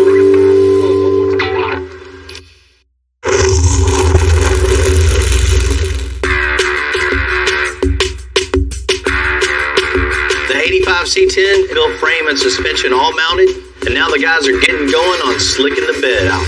Oh. We need to smooth all this out. The sides, the bed floor, the notch cover, the tubs, get all that 100%. 10 mark lines on every high part of the bed. And what we're going to do is draw straight lines on this panel, and we're going to drill holes. All those holes could get welded down to what's already here. That way this metal is bonded to this. That way if you're driving down the road, you won't have this making that rattling noise or anything, and it makes everything stronger because it's all tied in together. All we're doing now is put some marks on here so we know where to grind the old paint off the bed. It's paneling off all the inside of the bed. That way we don't have no open space. They'll all be smooth out. All right, now we have the sheet in here. You can see the holes. It's shiny here. It's shiny on the bottom, which gives us a clean surface to weld to. Once we get all this welded in here, then we'll come back and we'll cut out where the tubs go. We'll put the notch cover. So when you look at this thing, it'll be a sheet metal tub, a sheet metal notch cover, a sheet metal tub, and all flat all the way around. These 1923 T-Bucket kit cars are already missing a ton of safety features, but the rear end, it could have killed somebody. We're gonna rebuild this whole thing until I'm 100% sure it's safe to drive again. The last thing I'm gonna do is add a cross member underneath here so we can come down and bring a bracket, hang on the outside of this bolt. This bolt supports every bit of the torque, power to the engine, right to the ground. I got the tab tacked into place. I'm going to pull this off, have the body guys prime it, and then put it back up. I've got the cross member all primed up. That way there's no rust back behind it. It's ready to weld it in. Last thing's paint after that. We color match all the revamped rear end right to Ford Racing Red. Good. Now we're going to reinstall the wheelie bars, the coilovers, and get these wheels back on the road. Man, this thing looks a lot better. Looks safe, and I bet. Yeah, it's going to be way better now. After a few unforeseen problems, redesigning, a little bit of fixing, it's finally time to give the T-Bucket back. What's happening, Bill? How we doing, sir? Man, doing good. Doing good. How you doing today? I'm so excited. Man, I bet. Bill, when you came in, you had a really cool car with a huge problem. That I know. Well, we got it in the shop, went through everything. We're going to give you that trust back, that confidence of knowing when you hit the gas pedal, it's going to go straight down the road with no brackets breaking. Nice, that's what I'm looking for. Well, let's check it out. You got it. I'm excited. Look at this, baby. Back going again? Love it. Yeah, man. That's what I'm talking about. What you think, man? It's all nice and straight now? Yeah, 1000% better. They really cleaned up that axle. It's freshly painted. It looks awesome. Can't wait to get it back on the road. Everything's where it's supposed to be now and super strong. First thing we did is get it on the lift and just pull the rear end out, ratchet straps and all. And just slicked off all the wheelie bar brackets and the 4-link brackets. Pretty much just hit them with a hammer and new 4 links and the bracketry. And then we had my boy Victor chrome them for you. So it looks, like it did when it was originally built. See a couple added extra supports up underneath there. It really needed that. That was the weak point of the whole suspension. That transfers all the torque from the engine itself right down to the ground. All that was just hinging on one bolt. So we went in, made a little cross member, came down with another bracket, and it made it super strong for you. So not gonna hit my left arm this time. Ever gonna happen again. You can have all the confidence in the world that when you hit the gas now, everything's going to stay where it's supposed to be and shoot you straight down the street. Oh, I can see it already. We get a lot of projects through here, sometimes small, sometimes large, but in this case, very dangerous. This is the worst case scenario. Bracket breaking off the rear end. It could have caused just a major catastrophe. But now we got it all fixed. Well, Bill, we got to get your confidence back. That trust, right? So what better way to do that? Let's go for a cruise. Let's do it.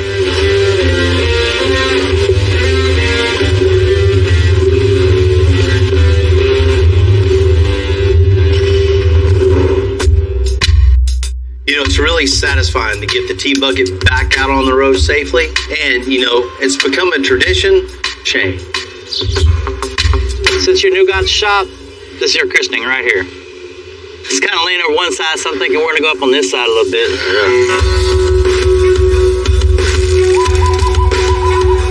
Keep on going.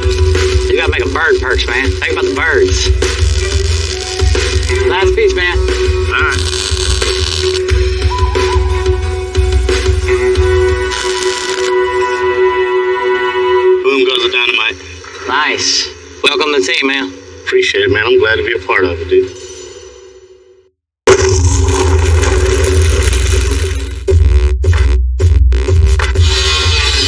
We smoothed the inside of the bed out with sheet metal, and we're putting in the new wheel tubs on the 85 C10. There we go. We got 2 big old holes cut out for some big old wheel tubs for some big old wheels. What we're doing is making a shim so we could clamp the wheel tub to this bar and it'll be perfectly straight from side to side. Got these big old tubs in now. Now we could cap on the inside, get it all welded up.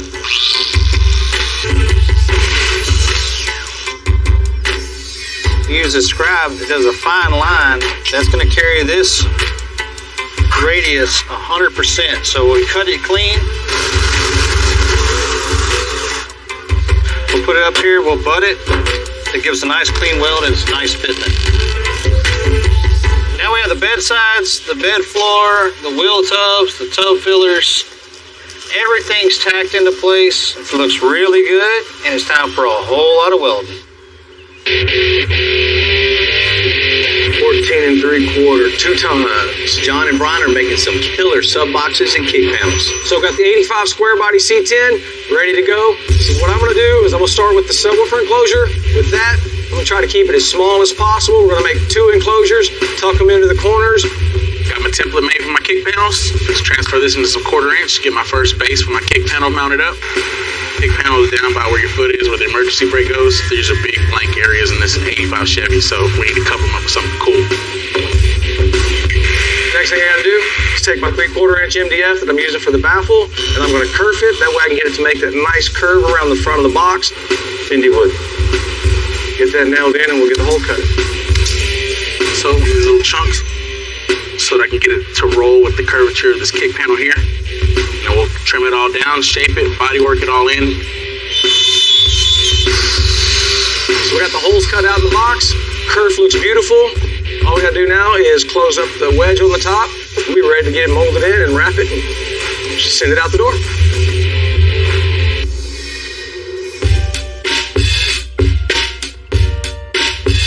Mario, the owner of the C10, wants his diamond logo somewhere in the bed of this truck. So John's gonna head home and knock it out. Just getting off of work, making my ride home, but the day ain't over yet. Got me a little bit of homework. Working in the type of business like I'm in, we don't have 9 to 5s. We have 9 to whenevers. I got a CNC at home that I love messing with and try to knock this out for the guys.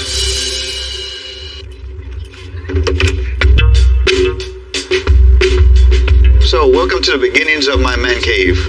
Unfinished project. As you can see, I'm so busy with other projects that I can't finish my personal project. And over here, we got this big old 5x10 CNC machine. It's actually like a robotic router. I can do me a file on my computer, transfer it over computer. So this is our diamond. See all the facets. Now that we got this all drawn up, what we're gonna do is run this on a piece of cheap MDF that's 1/4 of the price of what the acrylic is. Because if it ain't right, we just wasted a couple $100 of material. Kind of hard to see all the facets in it, but they're there. So now we got a really good test item. Now I feel confident to cut the acrylic. 3, 2, 1.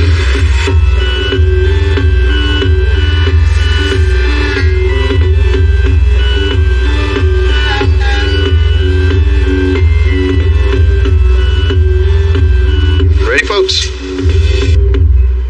Man, it's still heavy. Here we are with our finished product. It looks nice. This is gonna look really good in the bed of that C10.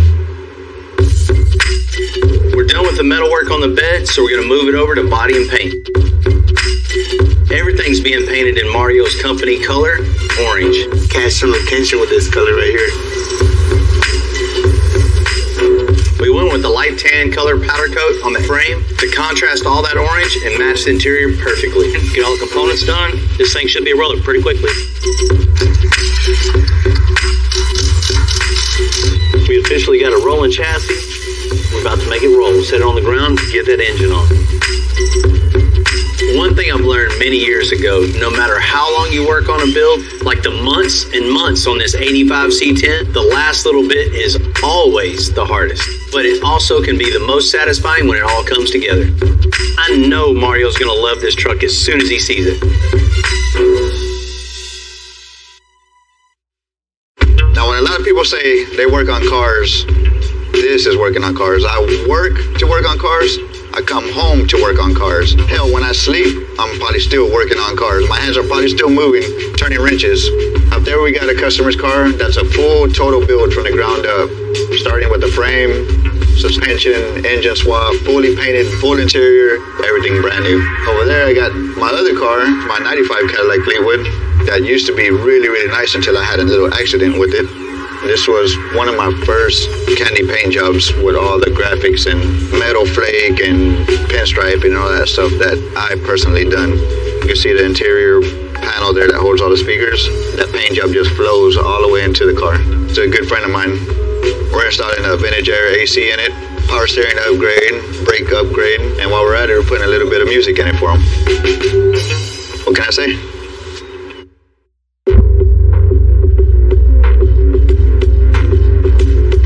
We put a lot of energy into Mario's truck. Huge transformation. There's no way he thinks this is the same truck. This has to be beyond any dream he's ever had of a custom truck. And now it's time for him to finally see it.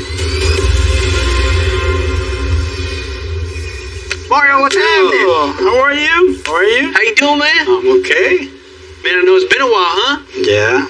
Man, Mario, a while back I came out to your place and, checked out your project that you wanted to get started on. The old square body truck. It definitely wasn't a showstopper by any means. Right? But, we've been working on it for quite some time, and I think you're going to be very, very, very pleasantly surprised to see this truck, to see how far it's come. But, man, you ready to check it out? I'm ready. Let's go check it out. All right, let's go.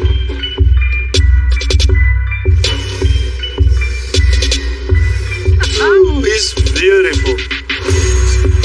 Man, when that door opens, wow, it's a beautiful truck. I can't believe that truck came out so nice. No more blue, huh? No more blue, orange. Mario wanted his truck to match the rest of his fleet. We went with a custom mix orange with a little bit of yellow pearl. It looks perfect. This brings me way, way back to my first truck, and that's just something that I just love. Once you sit it down on the ground like that, it just makes people want to go over there and check it out, right? Yeah. You can't stop looking at it. And no matter where you look, every inch of this thing is customized. On the square body, it's all about that wheel size and the stance and just the overall proportion. So the front, you got to have those 24x9s, and the rear, you got to have those 24x15s. Let's check out the interior. Man, whoa, this is nice. Gone is the old blue, right? No more blue. No Can't have that. The color's been brought into the inside also with that tan saddle interior. We replaced every single part and piece in here. They've custom built the enclosures for the kick panels and the sub enclosure. It just looks, not only custom, it's classy as well. Yeah. I love the seats. I love the steering. I love the... Check this out. Oh, man. This is beautiful, man. No more 305. No more 305. This is nice, man. This is a 6.2 LS. This thing has way, way more power than this truck needs. Oh, my God. This is nice. You see, it's a brand new chassis front to back. You can look down in the engine compartment and see all the custom parts and pieces that have been built, one off for this truck. The way you guys do the chassis and everything, they match everything, man. Right? The front end's all one piece now. And the firewall's all been color matched, smoothed out, bead rolled. It's a cool, cool truck. I got one more little surprise for you. It's in the back. I know you're going to like this. Whoa, that's beautiful, man. Right? We had to incorporate your logo too. So there's no doubt whose truck this is. You know, even in the bed itself with John, Tim in the bed, just smoothing everything out, building the big wheel tubs, building the big notch cover. To get a truck this low, this is what you have to have. The wheels and tires take up that much space in the bed. It takes a whole team, a whole shop to build something like this, and that's something we're all proud of. When I saw that diamond, oh my God, the whole truck, I mean, Man, don't be taking this truck to the job site, man. I know that's what you wanted, man, but don't be taking it. I won, man. I'm not going to put any concrete on